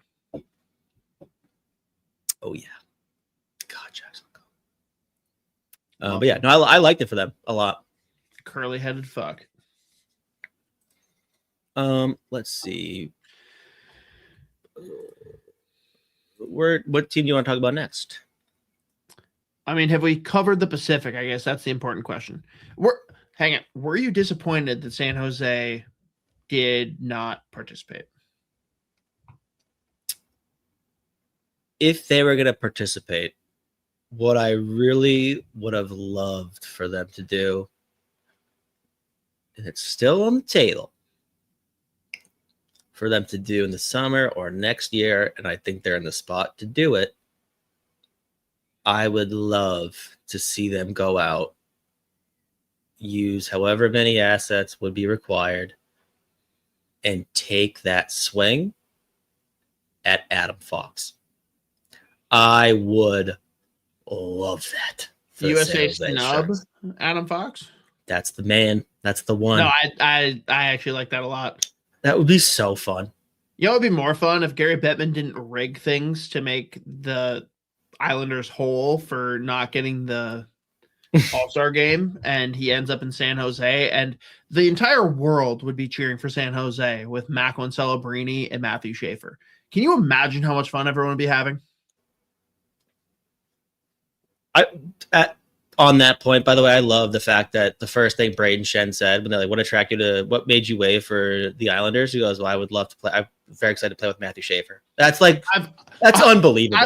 I've looked up to Matthew Schaefer for a long time. I had his poster on my wall when I was his age. My brother has told me many times, if I could play defense like Matthew Schaefer. Yeah. But I think the Sharks took a realistic look at it where they're like, I mean, it's a very weird year. They're still like, are you trying to tell me? I'm not saying that you're saying this, but like, if they were to them standing pat, they missed the playoffs. That sucks, but it's not like this isn't a year like they get in, they go and make a cup run. Given the fact that they basically did nothing other than re-sign Kiefer Sherwood, you're trying to tell me they got one game in hand on the Seattle Kraken for the second wild card spot. They're 1 point back. Like, I think regardless of Seattle making the massive addition of Bobby McMahon and nothing else, and then re-signing Jordan Eberle, which that's fine. I think they still could get it. So, sure. And did you see the Montreal San Jose game a couple days ago? A+ theater. A+. I don't think I did. It was like 4-1 San Jose. The Montreal went off, took the lead. Then San Jose came back again, tied it up, and then won it. It was awesome. It was incredible. I believe you guys didn't see it. No, it was just a very fun game. Celebrini hit goal number 30, beauty. But yeah, no, I was hoping they might do something, but I'm at the same time, like, I don't fault them for not, because I realistically, again, I really just want to make that Adam Fox trade. Like, that would be incredible. And they have an insane amount of assets to do it, so maybe could happen. Maybe. That would be like the team at the top of my list for like, go get him, go get Adam Fox, go save that man. Him and San Jose would be incredible. But yeah, no, I wasn't overly shocked or disappointed. Himself into. Yeah. Let's see here. Are we going to move on to a different division then, or how are we doing this? Are we going division by division? We can just we just talked about the Pacific. We can keep going on the Pacific. I like Utah giving up Calgary. Yep, Calgary again for sellers. Not the Pacific, by the way. No, I know. I was still sticking with them playing into the Pacific. I was like, yeah, boy. Yeah. But Calgary again, I think they nailed this deadline. They recoup. They bring it, and this goes back to the Rasmus Anderson trade as well. And also bringing in Zach Whitecloud, very nice piece of business. Where like he likes it apparently there, and he's been good the few games he's played with them. And like that's a guy that either he's still fairly young, he's not like super old, and like probably an upgrade what they had already. And then like if you want to keep him, fine. That's also a really nice piece that could probably get you something legit, whether it's the summer or at the next year's deadline. I like bringing in Zach Whitecloud to play right now. I know there were a ton of teams that were asking about him, and probably still in the summer will give up a decent amount for a guy like Zach Whitecloud. Great, like that. Guy. Liked bringing in Ryan Strome to just whatever play, and then I like that from the Ducks angle. Like I like that from both angles. But they treated him right. He needed to go somewhere that he could have a little bit more opportunity to flourish. Probably going to be a tough go. A top 6 guy for them, and who knows if he puts together a nice few first months of the season next year, then they can try to recoup some more assets. He could be a Washington Capital. There you go. But bringing in all the picks that they brought in, they like added 2 firsts, several seconds. Actually, no. Who are the 2 firsts? 2 picks from Vegas. 2 firsts from Vegas. Wait, what? There might be conditions on it. I was trying to put together a trade tree of all of their moves, but I really liked it. Either way, bringing all those picks that they brought in the second round from Utah and also Vegas. But I just think that what they did was really good as far as like committing to sucking, getting some high draft picks, and like committing to it though, not just trying, because there was a while there where they're picking like 14, 15, 18, like maybe make the first round. and they were flirting with like making the playoffs or like trying to continue building. And like with the Kachuk trade, like I mean, they did about as good as they possibly could have done in that situation. And like I don't fault them for it. They were a really good team. Hasn't worked out, obviously, but I like the fact that they committed to just be like, we're tearing it down. We're gonna have to tear it down. And also we're gonna put ourselves in a position to play young guys and give ourselves some more trade assets for the summer and next year. So I like what Calgary did as far as committing to the sell-off. And they can keep selling. They have more to sell, for sure. No, I like that for them, too. You said C+ for Vancouver.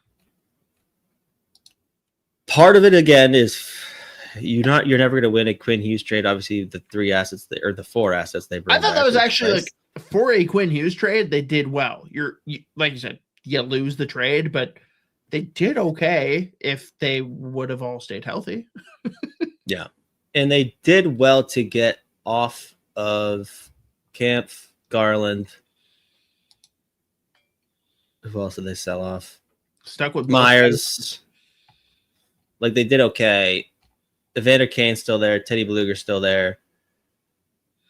Oh no, lucky to have Teddy Bluger. Bluger's still there. I think ideally they would have moved a lot more.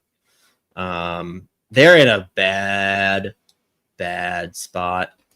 And it's interesting listening to a lot of people who cover Vancouver. Like, you mean Cam? No. Like the Sportsnet guys. Like a lot of them are saying like the priority is figuring out this Pedersen situation in the summer.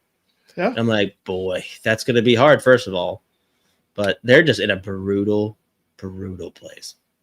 So I think they moved out a decent amount of assets and like again getting a couple picks for the Garland contract, getting off your books. They have to suck. I mean, they have locked themselves in basically for that.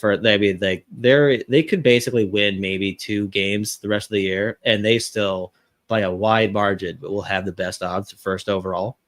They'll still miss it because the Islanders still are owed some recompense for losing the All-Star game that no one cares about. Yeah. But I think there's just still a really bad spot organizationally, and I don't really know what they're going to be able to do here as far outside of just like selling literally every single thing they possibly can. My question to you is, who's the biggest loser of the deadline? Because an easy answer, and it's also not obvious if you're thinking traditionally. I think the Rangers. Well, there's 2. The Rangers, just not of the deadline. Rangers. What if I told you it's Gary Bettman for being a dipshit and taking away double retention? Yeah, that fucked a lot of things up. Ruined. Also, the deadline. I still gotta tell you, if NHL teams at like a week or 2 before the deadline, like, wait, what? That's on them. Like they have known about this change. They've had enough time to get ready for it. Yeah, because you can just plan 4 months in advance that you're going to make this trade, and then someone else is going to be willing to parlay off that trade. Like, no, you put yourselves in a fucking position. I know it's stupid, but I'm not gonna be like, I need Bettman to tell me what was hurting the league by having that retention. That's what I need to understand. Because if there's something that's actually being hurt, fine. I can't wrap my head around what could possibly be a negative to allowing it. It lets a lesser team recoup assets that they desperately need if they're trying to rebuild, and it lets bigger teams make trades, which, guess what? I know you don't think so, Gary. Trades matter. Trades draw interest. Trades keep fan attention. It is a positive.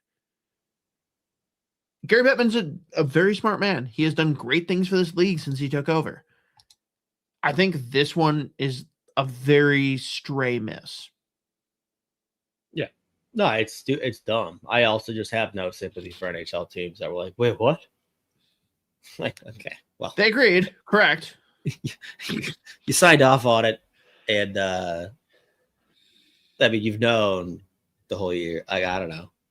It's just why was that something that needed to be corrected? Why was that such a priority? Why? Yeah. But I put the Rangers in the loser category. Yes. Another loser, the Devils. I put Trocheck in the loser category. The Devils I put there. I put his kid in the winner category. Boy. Yeah, Devils are weird. Something other Carolina, kind of. Yeah, they stuck to their principle. They could have done something. They chose not to. It's more that they really wanted to do something and didn't do anything. The Kadri move would have been very, very, very interesting for them. They wanted Trocheck bad too, but Drury weirdly, after giving Panarin away for peanuts, was like, no, Trocheck, that's where I'm going to plant my flag. Yeah. I think the Rangers deciding that they would only take their price, that was insanely high for most of that roster. The fact that they turned down a first, Stramel and Lambos from Minnesota is insane to me. That's a very good return. I'm glad, but I'm shocked. So the fact that they're still where they're at, they only moved a couple pieces, didn't get anything insane back. Like, it's just, they're still just in this absolute shit landscape for like their future. I mean, they can, and then like, so it's going to be a big summer. We'll see if they can make things happen before the draft. But I mean, like, again, like you said, apparently some of the offers that they received for Trocheck, not moving off of that when they could have, it's just all depreciating assets now. So that's crazy. But, and the Devils basically were just like, yeah, we aren't good. And that's where we're at. Part of that too is like Kovacevic said no to moving. Like he refused to get off of his no move. Hamilton doesn't sound like anything. That would have been a fun one for San Jose, by the way. Him and Klingberg on the same team. That would have ruled. The Devils just in a very weird spot. Again, they should be better. They had a lot of health issues, but like they're in a weird spot now moving forward still and didn't do anything in the deadline. Jack could not have played before the Olympics. No way. Right. Also, thank you, Jack, for your services. So thank you for not playing. They're also like not even a top 10 draft pick. So it's like just the weirdest purgatory. And Flyers, I'm in that same thing. They bring in the Judd'z thing, but like they keep the fact that they could apparently again Ristolainen was going to get a whole lot of offers. Like the fact they didn't move off. They also gave a couple, or was it a month ago, 2 months ago, that they gave the Dvorak like a 5-year deal. Well, like he's been good for them. Hang on though. What about like? And they can do a ransom for connecting. What about like almost 2 years ago now when they traded absolute dog shit for Z Boyum? Oops. But the Zegras move is looking amazing. So there you go. Screw the Flyers. I'm happy for Zegras. He's a dog. That shootout attempt. His controller died. He goes, "Psych! You thought?" I mean, it was violent. Got him. Yeah. Just trying to think if I had any other ones that I was like, hang on. To Cole's point, did that deadline sign Fitzy's retirement papers? If it does, he'll end up in Nashville immediately. Just trying to think real quick before Mateo. I have a couple that I'm like that the only Devils rumor was trading their super cheap defenseman for someone more expensive. Yeah, it's weird. What was your thing? I'm trying to think if I had any like bad, like notable lose deadline, because even like I think Carolina missed out on being able to go out and make a big move, but at the same time, are we going teams or individual trades? I'm just saying teams. Obviously, like Carolina only bringing in Nick Delorier when they're in the spot that they're in right now, especially in the Metro this year. Whatever, but they have a philosophy as a team. They stick to it. Get it. They're going to be able to make a ton of moves in the summer if they want to. and they have a comical amount of cap space moving forward. So whatever. Before we go into actual winners, I have a couple of teams where I'm like, I'm not going to put you in the loser category, but that's a whole lot. Red Wings come to mind specifically. I knew Red Wings were immediate. I think Justin Falk is a good addition for the Detroit Red Wings. I think being able to have him on that second pair, it's a big upgrade for them. They also will not have to lean on him as hard as St. Louis has, obviously. Like, he's logged some of the toughest minutes in the entire NHL this year. His offensive numbers have the raw numbers are really good, but like when you look at like what happens when he's on the ice, like I don't know how he's putting up these. How old is he now? Mid to late 30s. He's like 35. He is 33. Not as bad. 33. There you go. Still, that's old balls. By the way, brutal. I don't know if I haven't seen I haven't seen like the full actual injury report, but that Larkin injury looked really bad. Oh, really? Oh, it looked like he went down very awkwardly on that knee, and he was in. Steve. It was bad. But bring in Perron, another locker room guy they love there. He's always been really good for them. He still does his thing. Perron will never be a bad pickup. Yeah. And then again, Justin Falk makes that back end better. They've is it like Trocheck though, where like if he went to the Wild, he makes them better, but like does it really move the needle in a significant way? I don't think so. Again, it's another thing where it fills a gap that they have. They're better. I think it's a condition. It's a massive price to give up. That's kind of where I'm at. And again, this feels like coming into the deadline, I was like, if you like gun to my head, pick one team, it's like, hey, this is possibly the most important deadline for this team. I probably would have put Detroit there. They need to get the playoffs, top 3, and they need to move the needle. I think and for they've me, got some of the young guns to do it. They've had a couple of guys that really pop, like Sider's putting up a Norris caliber season. Yep. Lucas Raymond's outrageous. Dylan Larkin the past 3 years has been just like anyone that was questioning whether or not he was a 1C. Whoops. See, the injury is a fake. It's a fugazi. He's still recovering from the boozing he did for Team USA. Yeah. He was going so hard, which how have we not talked about yet? Werenski went on Spit and Chicklets and basically said, like, oh, yeah, who's the guy that, like, you didn't know anything about that you got to know better? He's like, Brock Faber. Yeah, I just, like, looked over my shoulder when everyone had left the bar, and he was the only one still there. Or the glasses were. The glasses were a great play. Yeah. The prince we don't deserve. But, yeah, Red Wings and Rangers are very high on my list for, like, who fails this deadline. I still don't put Detroit in like the complete loser category. Like, again, I think like bringing in Falk is a big upgrade on that back end for them. It's a crazy price, yes, but like at that point they have all the assets that they've cooped up the past however many years. They just like refuse to move at the deadlines past couple, and then just like they have so many prospects and they've had so many picks. And like we heard the comments, I think it was like Larkin went at Yzerman kind of a little bit last year in the media, and then Yzerman clapped right back by saying other good teams didn't make huge moves and their star players stepped up. I was like, oh my god, that's a fucking all right shot across the bow.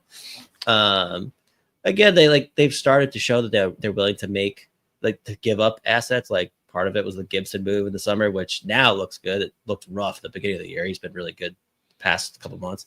I love John Gibson, and I don't like the Red Wings, but I want him to be happy. He's been very good after a brutal start to the year. I don't know. But I think it's a signal that they're moving in the direction of we'll start parting ways with assets or whatever. But again, like I don't know. And also, I mean, the fact that they've had interest in some of the big, like they were big in on Quinn Hughes, didn't happen. They weren't willing to. That was my biggest thing. They've been in on so many things and they've been pussies about it, and it's not worked out. I do have to ask though, just randomly, how is one of your favorite draft sons developing in the Red Wings pipeline? Not good. No. Well, not ready for the role that they were asking him to play. ASP. Bronzek Nigord? Oh, he's torching the A. Yeah, he's Brandsick Nigord. Yeah, he's got a handful of goals. ASP we both love, but your number one draft son was MBN. Yeah, he's doing exactly what we thought he might do in the AHL this year. No, ASP will get there. It's going to take a minute. He'll be fine. Yeah, no, they. I am sad. I am beyond sad that he had to end up in that pool. Right. Yeah. But yeah, no. So again, long story short with Detroit is Justin Falk is a notable upgrade on that back end for them. It's a good fit. He's not gonna have to play the minutes that he's playing in St. Louis. And I mean, now he could play on that second pair. They don't have to rely on what they were relying on, and other guys can move down or not be in the lineup that weren't ready. But again, massive price for that player, but still leaves you wanting. And as we got closer to fucking 3 p.m. Eastern, it was looking. I tweeted out, I was like, "Are they really going to do nothing? If they don't do anything notable, like that is catastrophic." But they bring in Justin Falk, shore up a little bit of the back end, so I think it's not a major needle mover, but it's a plus. Make the playoffs, not even like win around, just make the playoffs. Mm-hmm. But yeah, let's just do a couple more. I hit the ones I cared about. Well, we got to get to the Buffalo of it all. Boy, I mean, just that them and St. Louis are not friends. Even after they gave freaking Demolition O'Reilly to them. So this is when it came out that Parayko had officially nixed the move. And again, the rumored trade was Colton Parayko to the Buffalo Sabres for a first-round pick and Roddy Murka. And I was like, oh, I get the appeal of Parayko, but that is a steep bad move price. And when he officially nixed that move, I was like, oh, I think actually the Sabres, like, I think that saved, like, I mean, again, Parayko's fine. Like, he's good. He's one of the best defensemen in the league. He is a silver medal defenseman through and through. He is the definition of glassing out with the puck. Do we call him Colton glassing out? Like GLASSENOUT, glassing out? Well, it's like if you go and watch the Olympics too, like he logged a ton of minutes, and it was like there were times that like Canada was buzzing, and then Rick was on the ice, and the puck was on his stick, and he would get to the red line, dump it in, get off the ice. It was like, oh, okay, well, they just dump and run. And Roddy Murka is fucking incredible, and like that would have been a big loss. Again, it helps when you've got Bowen Byram, Rasmus Dahlin, Owen Power. Like it helps you already have them there. But like, I think as far as a first round pick and Roddy Murka goes, they probably saved him for himself. But then to turn around and give up Roseanne and some picks for Shen and Stanley, who are, I mean, Shen's about to set the record for like the most amount of like trades at the deadline in NHL history. I think this is like his 12th team now at this point. And then Logan Stanley, like, I hope that they don't throw him on the ice for more than 10 minutes a night. Like, that's another guy. They play the Wild. Because my buddy Corey Schneider tweeted out when that trade came through, he tweeted out one of the funniest one of my personal favorite, funniest clips of just a single play where Logan Stanley, no one near him, picks the puck up in his own end and starts skating with it and just pushes it too far in front of himself without any pressure. Some dude at the blue line was like, oh, it just like takes it. It's again, puck on your stick. Oh boy. And like he's scoring goals this year, so the offensive numbers like stand out a little bit, but like if you watch, it's not. It's not great. I think Shen's there for vibes and like maybe getting a few games here. Stanley, I'm worried that they're going to play him too much. I think Shen bottom pairing or like in a pinch, if you just need to throw him with like a Dahlin, like it's fine. Yeah. But yeah. I mean, tell you what, Quinn Hughes would love to have him in Minnesota. Obviously. They were really good buddies. But yeah, fair. I love the Sam Carrick edition though, because Sam Carrick now has a reputation of a masher, but like he was really fucking good in New York this year. He moves, he can actually make plays, he can score goals, and he is tough as shit. There was at one point, like the year the Ducks traded off like Delorier and a couple other big boys, it was Sam Carrick by himself going toe to toe with every heavyweight in the league because Zegras kept getting in trouble. And then everyone was trying to kill Zegras, and Sam Carrick had to fight half the fucking league. I was like, this guy's nuts. But I like the Sam Carrick edition a lot. Scored a beauty in that Tampa Bay game. I think that's a nice little addition there. He's only 34. But no, it's just like he's gonna play 4 or 5 minutes and whatever. No, I know. No, I'm saying like he can play. For some reason, I had him in my mind being older. Right. But again, I think it's weird because like the Parayko, like missing on Parayko to keep Mirka, I was like, oh, okay, that weirdly, you know what? Right now, that probably or moving forward, it definitely saves them for themselves. Then like, we're gonna give up several assets. And Isaac Rosen, I love him, and he's a really fucking good player. He had no path forward in Buffalo. Definitely has a path in Winnipeg, so good for them. It's a nice little pickup. But then to give up several assets to bring in Stanley and Shen, part of it is you have all the assets that you can afford to do that, and you've already got a pretty fucking awesome team in front of you already. So it is what it is. But I was very underwhelmed by that. Yeah, especially when it goes Parayko and Thomas are the two guys. The first two rubrics is like Parayko. How much of that is like we have to do something now? Just like check the box of we've made trades. Period. Yeah, and I mean like it's Yarmo. Yarmo likes the mashers too. So, but yeah, I do think the Carrick edition is legit. Like I like that a lot. What's more shocking to you, Pittsburgh or New York Islanders being in the playoff picture right now? Pittsburgh. They're the only team in the entire league that was like, we want to be awful this year. We'll trade literally every single person on this roster. I actually thought that the Islanders were a fringe playoff team coming in, and I know a lot of people did not feel that way, but like Pittsburgh Penguins make no sense to me right now. And I love the Pittsburgh Penguins, but like there's no reason they should be number 2 in the Metro. What happened? Why? Mm-hmm. It's crazy. It's very funny and fun at the same time, but it's just it's weird. Tripping real quick. Only other couple things I had. I really actually liked what Ottawa did. I really liked the Fogel bet. Fogel, legit elite skater, has put up this year. The offense has dried up, but just like everyone else in LA, so I don't really know how much you can put up to him. But one of the elite defensive forwards in this league that flies up and down the ice. One of the better before this year 5-on-5 scorers in the league on a decent little contract, can still play, will continue to bolster that PK. I like that addition a lot. Getting anything for like swapping out Perron and Fogel, I think is A+. Yep.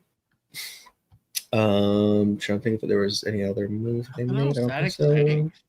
And then you're excited that Columbus took Garland from you. Otherwise,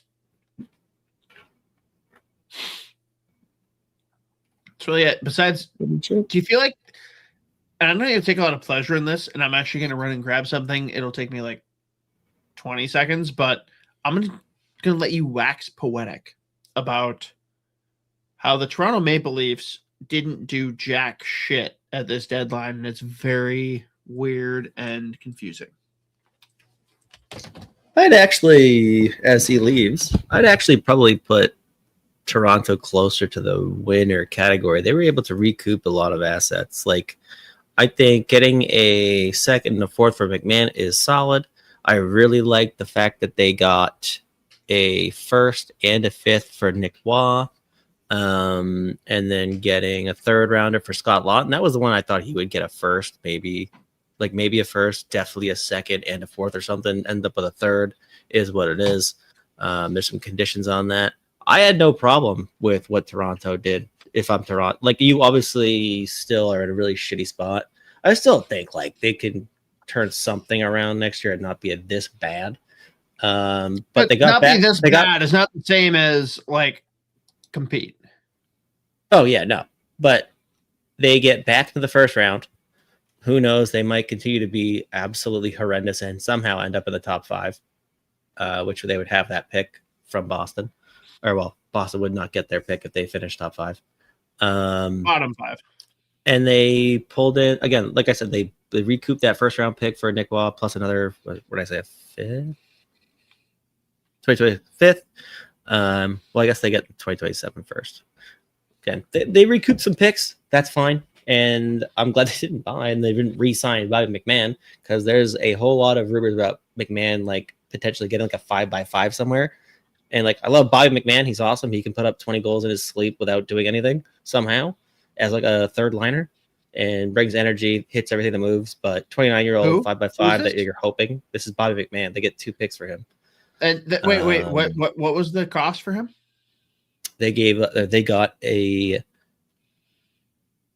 2nd and a 4th. Would you rather have him or Michael McCarron?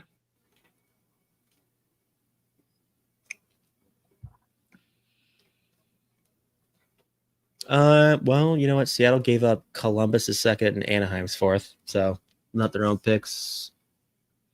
That's not the question. Who would you rather have? The player Bobby, but was it 2027 2nd, 2026 4th? At a 4th? I would feel more pressure to give up like 2 assets for a player that you're in theory going to do that and then re-sign him. So like, yeah, that I still would have done it. I mean, Big Man's a better fit whatever Minnesota wants to do. But I mean, again, like I think the big thing with that too is the fact that like face-offs. I don't really care. Again, the player himself, Bobby McMahon, obviously. That was my point. So again, cost basically a 2nd, and we got McCarron for the same price. But do we transition then to wild prospects, or is there anything else you want to talk about on the trade front? Nope. I think while this wasn't the most exciting deadline of all time, I do think it sets up a very interesting summer, especially like the weeks before the draft. It should be interesting. All right. Fair. So, wild prospects. The first thing we got to talk about. Mateo has decided that is Adam Benak being committed to Western Michigan. It's weird, but I love it at the same time. And I'm like trying to scramble and figure out how do I watch Western Michigan more. Mm-hmm.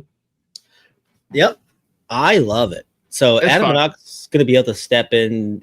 Western Michigan loves players like Adam Benak. They have William Whitelaw there. They went out and picked up Cole Spicer because he couldn't, whatever. But like undersized, absolute buzzsaw kids. But like just picturing him and Whitelaw playing together is very fun to me. I think he might be able to step in and be a first, second line center for them as a freshman. And he just plays. Western Michigan plays that sound game, but they put up a ton of goals. I think Adam Benak's be able to step right in and put up legit numbers. And now this kid's gonna be able to said that he played Czech Pro League, USHL, OHL, and college hockey, which is awesome. I don't know why I think it's so funny, but I do. But obviously a great A+ get for Western Michigan. They have a couple nice recruits coming in as well. But I love it for him, and I really hope him and Whitelaw are stapled together. Just 2 5'8", 5'9" kings, just dicing everybody up. I'm honestly more glad that he's jumping to college hockey rather than playing more CHL, because I want to see him do that. And I know, of course, Minnesota fans are gonna be like, "Oh, I want to be a Gopher." Like, I don't think him and LJ Mooney should exist on the same team. And I'll take LJ Mooney every time, even though Bill Garin doesn't agree. Fair. Yeah, shout out Adam Benak. Attaboy. Zuki, Benak, Brink. Jesus. It's Matt Zuccarello, age 52. 65 points per year. Somehow, yes, somewhere. Easily. Breaks Gretzky's record at age 64.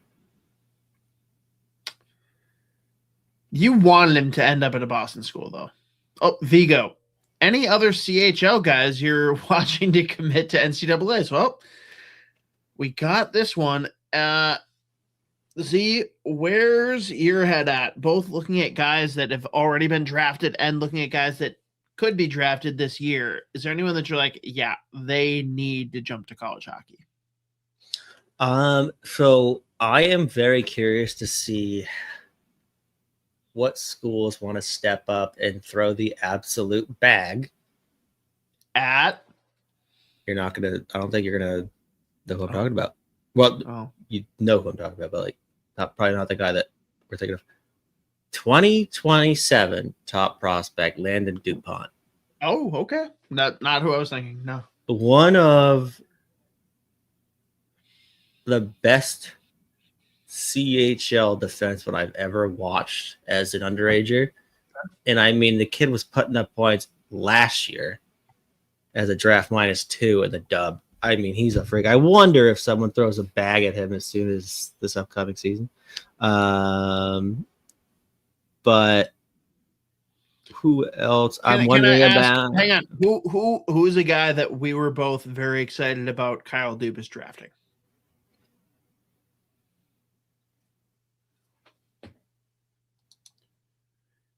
I need Kashawn Aitchison. I was going to say, is it Aitchison? Yeah. It's got to be Aitchison. I need him to play college hockey either for the Gophers or a non-Big Ten team. Mm-hmm. He'll come in and hurt people. Oh, yeah. Yeah. He could do that. He's doing it now. I think he just set Barry's record for all-time scoring leader. If he signed with the Gophers, I would do cartwheels, and I'm not limber enough to do cartwheels. I can't do it. Anyone else that stands out that's like not committed, like kind of out in the ether? Are there any players that you're like, how are they not committed to a college team yet? Well, I still have. I think it's gonna be another year or two before I have a firm grasp on like what profile of players going to end up going to play college. Like, I mean, like a kid that's going to get drafted this year. I wonder about like a Caleb Malhotra. Like, I really think his game would blend really nice because I think he's now firmed himself up as like I can't see him past 12. Yeah, I was going to say I can't see him going past 12. So I wonder about a kid like Caleb Malhotra. Specifically, I'm trying to think of other kids that were drafted or not actually, or this year's draft. I'm with you, Vigo. Also in the OHL, Nikita Klipov. He was in the USHL play with the program. Now he's Saginaw torching the OHL. I wonder about a kid like him. Fair. Yeah. Is Jake O'Brien going to college? He's probably going pro next year, right? I would imagine he probably goes pro. I'm not sure if he's 100% ready to, but I do wonder about him just taking that that leap. Yeah. God, he fucking rules. Yeah, it is tough to like. Again, we're in year 1 and 2. I mean, you're like not even year 2 yet, technically, because it was like as of last August. But like, so there's no one that stands out. Is the point, right? Yeah. Okay. Right. Oh, Cosgrove! What a great quote. Brilliant. The best quote from Napoleon Dynamite, hands down. So let's pivot then into a different sect of Minnesota Wild prospects. Voluntary suspension for the 2026-2027 season for your Iowa Heartlanders. Interesting news to learn. I don't think the ECHL is like a priority by any means, but what do we have to do to make the Iowa Wild also do this so that our players can go other places and actually develop? I think they could do well to fix the issues they have in Iowa. The ECHL also already they were in borderline crisis mode recently, where they had like a mini lockout while they fixed up their own CBA and stuff. So I think there were a lot of teams like not doing well. I think ECHL team in Iowa, obviously, like I haven't looked into the specifics. It sounded like they were just making no money. I think an ECHL team there is going to be in Iowa that's worse is not a good move. So it's sad. Like I know, like my buddy Chris Peters has always done helped out with their play-by-play stuff, and he was obviously gutted to hear that news. I don't know the exact specifics, but it sounds like a lot of this just them needing that business to start working. It was not working. Sick logo. Which probably means like the player condition, like their living conditions probably were not awesome. Probably like top down, it was not a great situation. But I think having two, his headshot though, he's like that guy. If you gave me one guess for the ECHL team, that fucking headshot from his first training camp in Minnesota, I was like, yeah, he looks like you gave me one guess. I'm like, I bet he plays for Iowa. But yeah, it obviously it just sucks overall. But I mean, we'll see what their next step is. But yeah, also half serious. Like, would our Iowa Wild players be better off somewhere else? I don't think you can. My question is the Iowa Wild the root of the problem? Is that a problem for development, or is there something else going on? Because, like, we're really not developing players down there. We're not. Yeah, I mean, I don't. Again, you're gonna ask me to fix like an AHL team. I don't. I'm not asking to fix it. I'm asking if the team is the problem. I would say you look at the rosters they've had, and you're not going to ever expect them to compete. So I don't know how much attention. Again, like we saw, there was a lot of comments past year and a half or so. Like we need to put priority into Iowa. Like the front office said that in Minnesota. They're like, we need to start putting more emphasis. That's why they started making like GM moves, started like adding more personnel. But like when they did that, trying to get there. But like Ross, they went from like realistically, when Judd Brack gets hired, they basically had no prospects. And then they had an Iowa team that made the playoffs because of the COVID lockout. And then he does his first draft. They have a couple guys come play during the COVID lockout because they were not able to play in the CHL with that waiver. And then they were all vets the next year. And then they did a complete reverse and went full youth movement. And at one point, there were several games that I was watching where they didn't have a single defenseman that was older than like 23 years old. And I was like, well, this isn't going to go well in the AHL. I don't think that's going to be great. And I mean, again, like little moves like bringing in a guy like Olauson's been great for them. Bringing Mayhew back, who is now leading the Iowa Wild. Very funny. But again, there you go, Cosgrove. Right now, they're playing good hockey. They're 6-4 last 10, 6-1 last 7. We can just pretend it's the last 7. But I just don't know. Like you look at like the additions they made to the roster, it's just like it's been a bunch of young guys and then fillers that probably aren't super helpful for the development. Yeah. And I think part of that too is also the weird quagmire contracts that have been in Minnesota as well, where it's like we had a bunch of the Billy G 4x4 fit special, whereas like guys were locked out for like getting like a look in the NHL.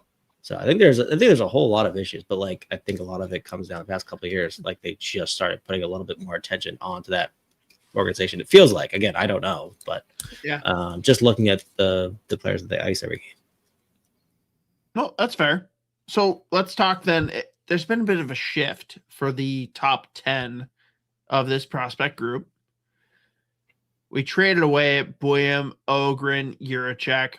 We're going to have Wallstedt and Lambos graduate. That leaves us with 5 guys: Danila Yurov, Charlie Stramel, Hunter Haight, Riley Height, and Adam Benak.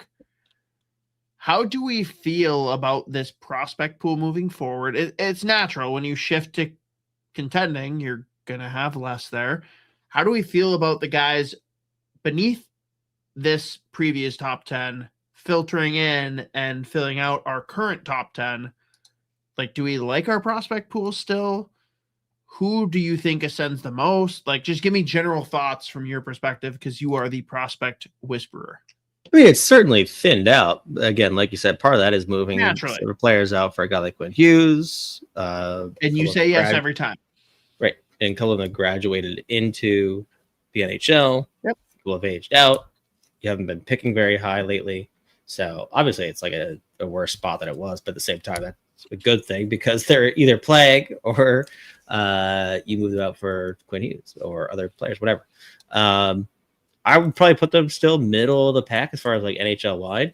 Again, they just haven't been picking as often. They haven't had as many high first round picks. So that's the way that goes. You don't really, it's funny. If you're like the Boston Bruins last year, where you're a bad team and your prospect pool sucks, that's a terrible place to be. Right. It's a very nice place to be where you have like a decent enough, you got a couple intriguing prospects, but you're a contender, a very good team in the NHL. That's a fine spot.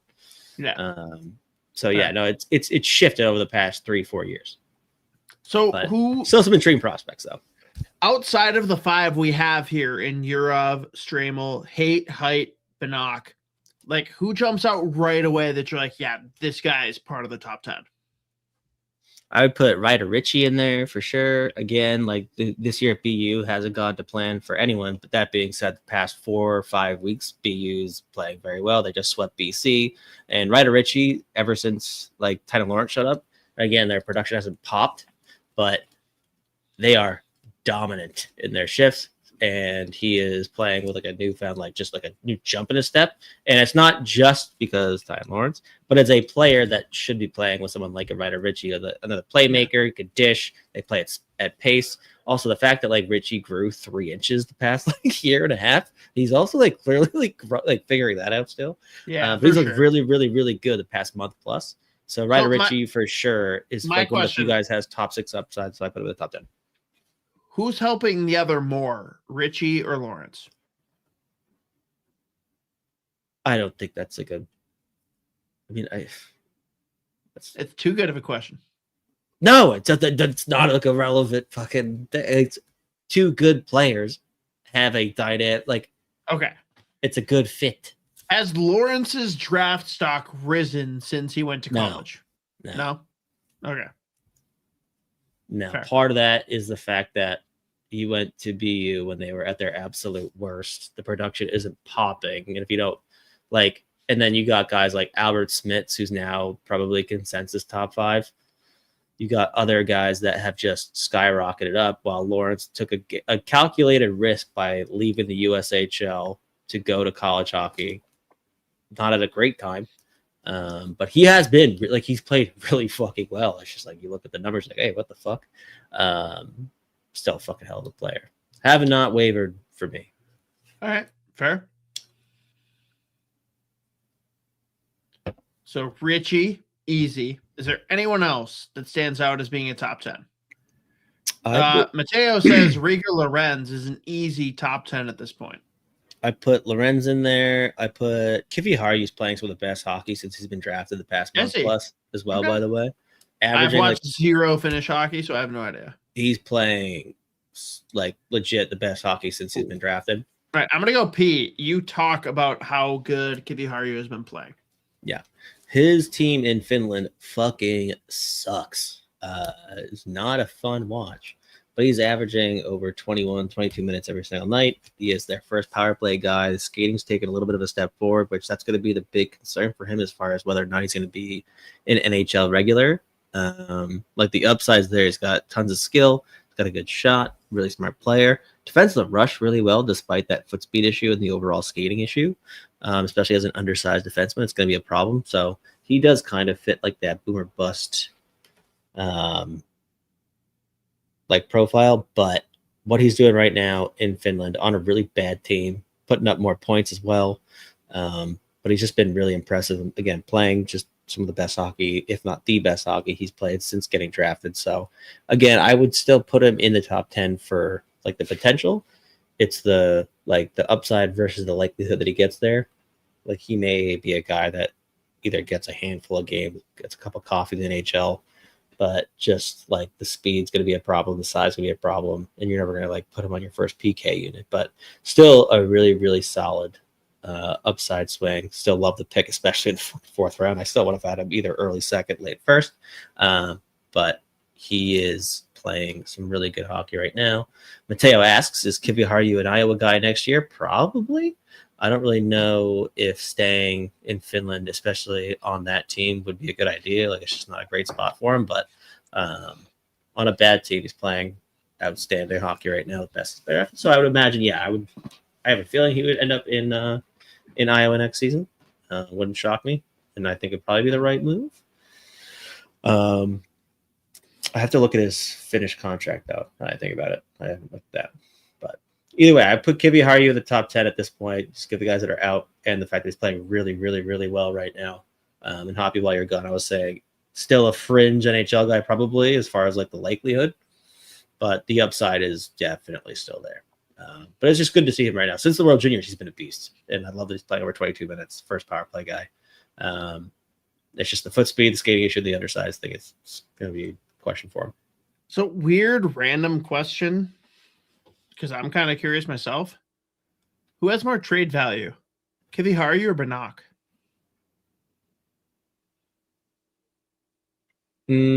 I would probably say Benak only because he's been playing in North America the past couple of years. He's a forward.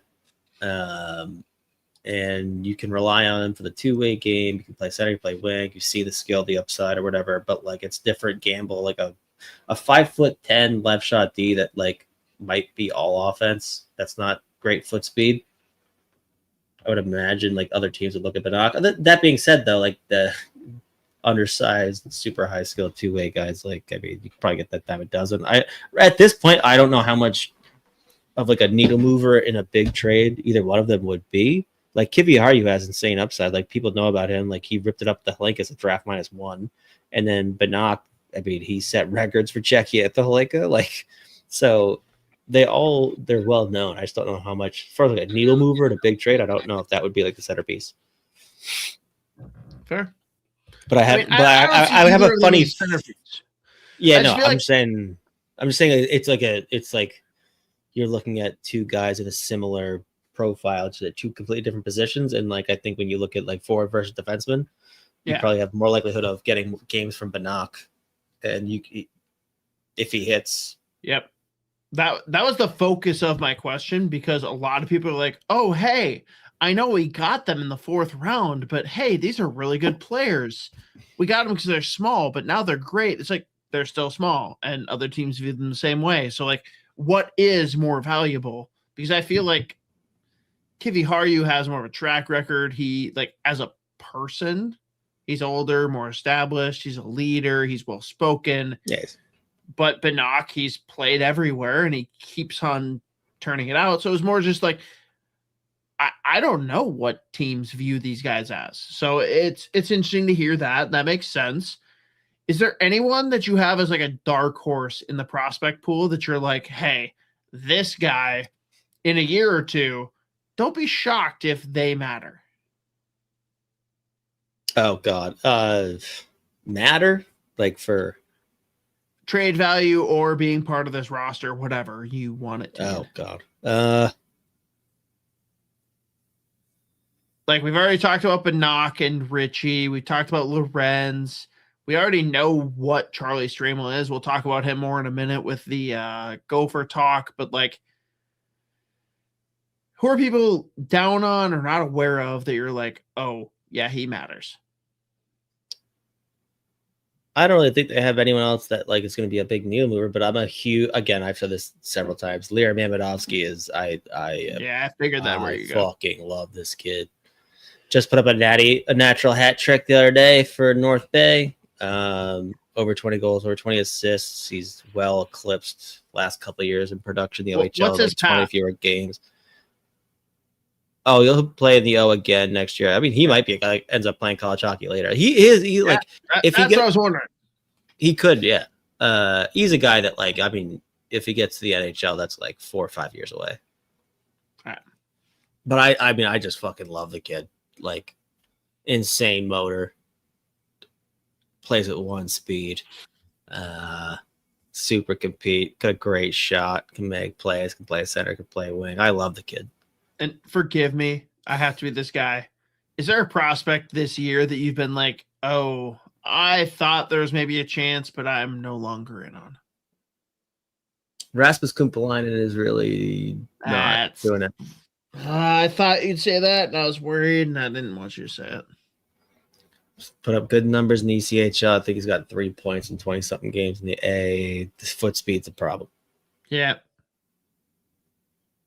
I would love Amidovsky, the Mariucci baby. Please. He's electric, just flying around 1,000 miles an hour, get the crowd going, just throwing glass rattling hits. We'd love that. But yeah. So, talk to me quick about Danila Yurov, just like how he has performed this season compared to your expectations. Has anything changed with your projection for him in the NHL? I think he's been great. Like, I think he's shown a lot more NHL habits than I thought he would. Like, I figured he would come in if he got minutes, and they leaned on him more than like they leaned on Marco Rossi in his first year, where they're like, you can play 47 seconds every game, and if you don't score 5 goals, you can sit your ass on the bench for 5 days straight. But I think he's shown himself to be a very versatile part of this lineup. Like they'll put him on the PK, they'll put him anywhere in those top 3 lines, and they'll like use him heavily. Like the fact that he's logged over like 200 minutes playing on that top line with Caprizov and Zuccarello or Boldy or whoever, like they're leading on him legit. And like, so I think the offense will continue to like come, and he's like, I mean, he makes plenty of plays. I think he may possibly have surpassed what I expected. Because I wasn't sure how, like, I didn't think they'd be able to lean on him at all, the top 6 ever this year. I did not see that. I didn't anticipate that. But like, if they tweet out like the lines or whatever, and you see you're off on that top line between Caprizov and Zuccarello, you're not like, oh fuck, you're not shocked. Right. And he's had a lot of nights where he stands out. So I think like it's been a very impressive year. Like I don't even care about like the raw counting stats or whatever. Like the fact that he has shown that he can be a very useful player in pretty much every situation and be leaned on, like I think that's impressive. And obviously part of that's playing a couple pro years in the KHL, but like especially if you just look at the path that he's been on to get here, it's impressive. So I think he's surpassed. He's surpassed the center. Yeah. He had not played more than like 12 minutes of center until like his draft plus 1 year. We love that. And yeah, I think that's all fair. I feel like the fan base is very split of like, he needs to put out now versus like, oh no, I see what the path is versus like, I know the name and I'm going to give him 3 years. And we'll just see where he lands. Like you're never going to make everyone happy, but it's hard to look at what he's done and be like, he's a problem. Yeah. No, I don't think anyone's, I don't really pay attention to what the fan base says more than a couple of tweets. And I don't, just because I just can't possibly interest myself in that. But I mean, the kid's been useful in pretty much any situation that you put him in. Like, gotta remember too, like he was getting scratched in the preseason, and they were like trying to get him minutes on the 4th line. And ever since then, like I remember at the very beginning of the year, like his first few games, it was just like, yeah, he only played like 4 or 5 minutes last night. And even when he's not like in the offensive zone, like he's made a couple of really smart pro hockey plays.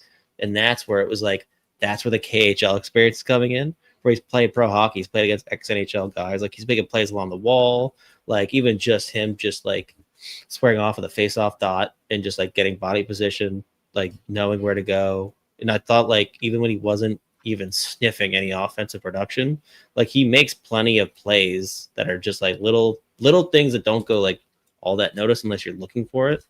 And obviously, at the beginning of the year, I'm like specifically looking at him pretty much like every shift. But he just has a whole lot of pro hockey tendencies. He's a really smart kid. So, but the fact that they've been able to like really lean on him in certain situations, especially when they were hurt, like, all right, you're playing top six, go. And he's like, okay, no problem. Like he hasn't been a problem at all. So he's impressed me a lot.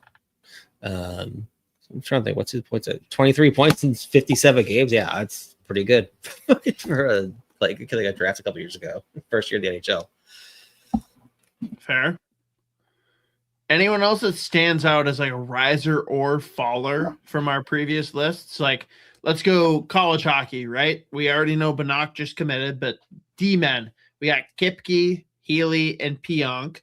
Forwards, we already talked about Richie and Lorenz. We got Clark and Stramel, and we'll talk about them with Gophers. Anyone that stands out is like, I am much more or much less happy with them. From the only thing really, like, first of all, I think both Kipke and Healy found themselves in pretty shitty situations in their teams. Like Harvard went from being like literally until Coronado left, basically. That's when half the team left. And since then, they're a bunch of grinders. Still play like over 20 minutes a night, but the production obviously has taken a big hit as that team has just been brutal. But like he still every once in a while puts up a highlight reel play. We'll see if they end up signing him.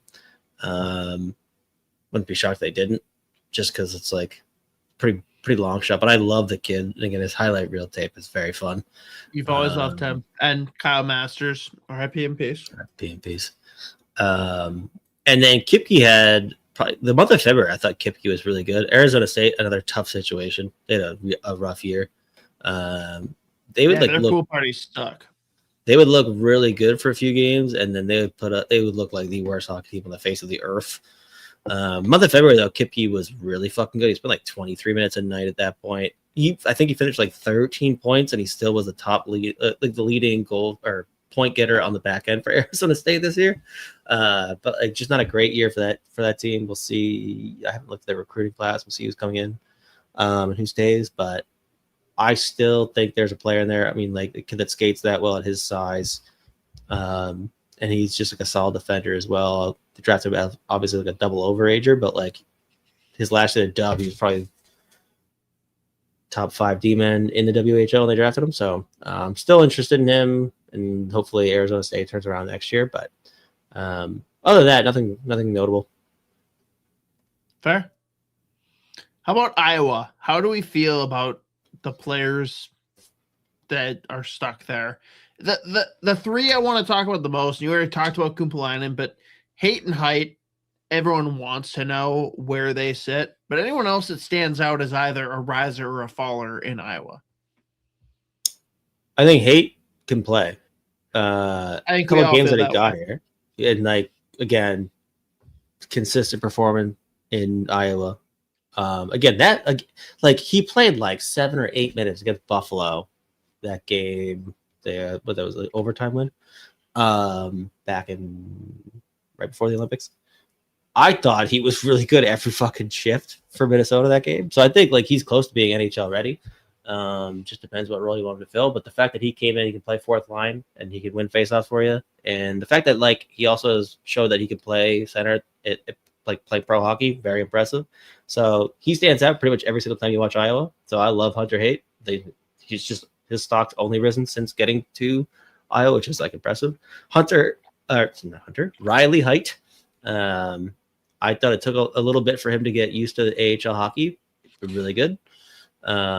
Lately he's been solid. Again, like the production is what it is. Like no one on Iowa has more than 30 points. So like you're not no one's sniffing a point per game, but you see flashes. He's still a year or two away, or probably 2 or 3 years away from being ready, but not a guy I would necessarily give up on. And again, he's in that situation in Iowa.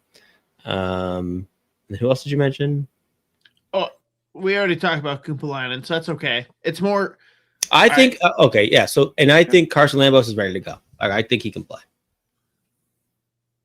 I don't really know how much more he needs to do in the AHL. Part of this is just the fact that there's a roadblock for him right now. We'll see what moves happen in the summer. We'll see if he's part of a package. But again, the fact that he came in, that he played one game in Columbus, and I thought he was really fucking good in that one game. So I just think he's been in Iowa forever. It's not a great situation, but the fact that he's playing as well as he's playing, I think it's impressive, just given the situation he's in. So my question is, Minnesota or otherwise, do you think Height both play NHL like notable minutes, or neither, or one or the other? Like ever? Yeah, I'm saying like whether it's with Minnesota. Well, they or both not. do. They're both NHL players. Oh yeah. All right, that's good. We like that. I think Hunter Hagel can play right now. I love them both so much. I talked about Oscar Olausen earlier. Cosgrove. He's been outstanding for Iowa since he's been there. Their second leading scorer. How old is he? Drafted in 21, same age as Masters and Bank here. So 24? 23, 24? Yeah. But I talked about this earlier, Cosgrove. I wonder if he gets a game or two at some point here. I hope they keep him around. I think he's another guy that he's played a couple of NHL games in his previous stints. But he's been really good for Iowa. So, and he's got a ton of skill. I love Oscar Olausen. Been a big fan since his draft here. Hard to be mad. Yeah. Okay. Anything else? Wild, Minnesota, or Iowa, NHL wide. Anything else hockey we want to talk about before we call it quits here? Nope. We went long. But again, I had energy for this episode. I wasn't falling asleep at my desk before this, so that's good. Good. Yeah. All right. Do you think that my assessment Twitch you probably didn't see because I was only able to throw it up on TikTok and YouTube because of restrictions? I pulled Forgetting Sarah Marshall, the scene with the surfboard. Where it's like, you're doing too much, do less. That entire scene from start to finish, I feel like that was Wild fans trying to coach Bill Garin through the trade deadline. Agree or disagree? Yeah, that's about it. Pretty good. That's all right. We'll figure out when we're out there. Oh, the weather outside is weather. I stopped wearing a watch when I moved out here. Oh, that's cool. Yeah, no, my iPhone has it. That's on my phone.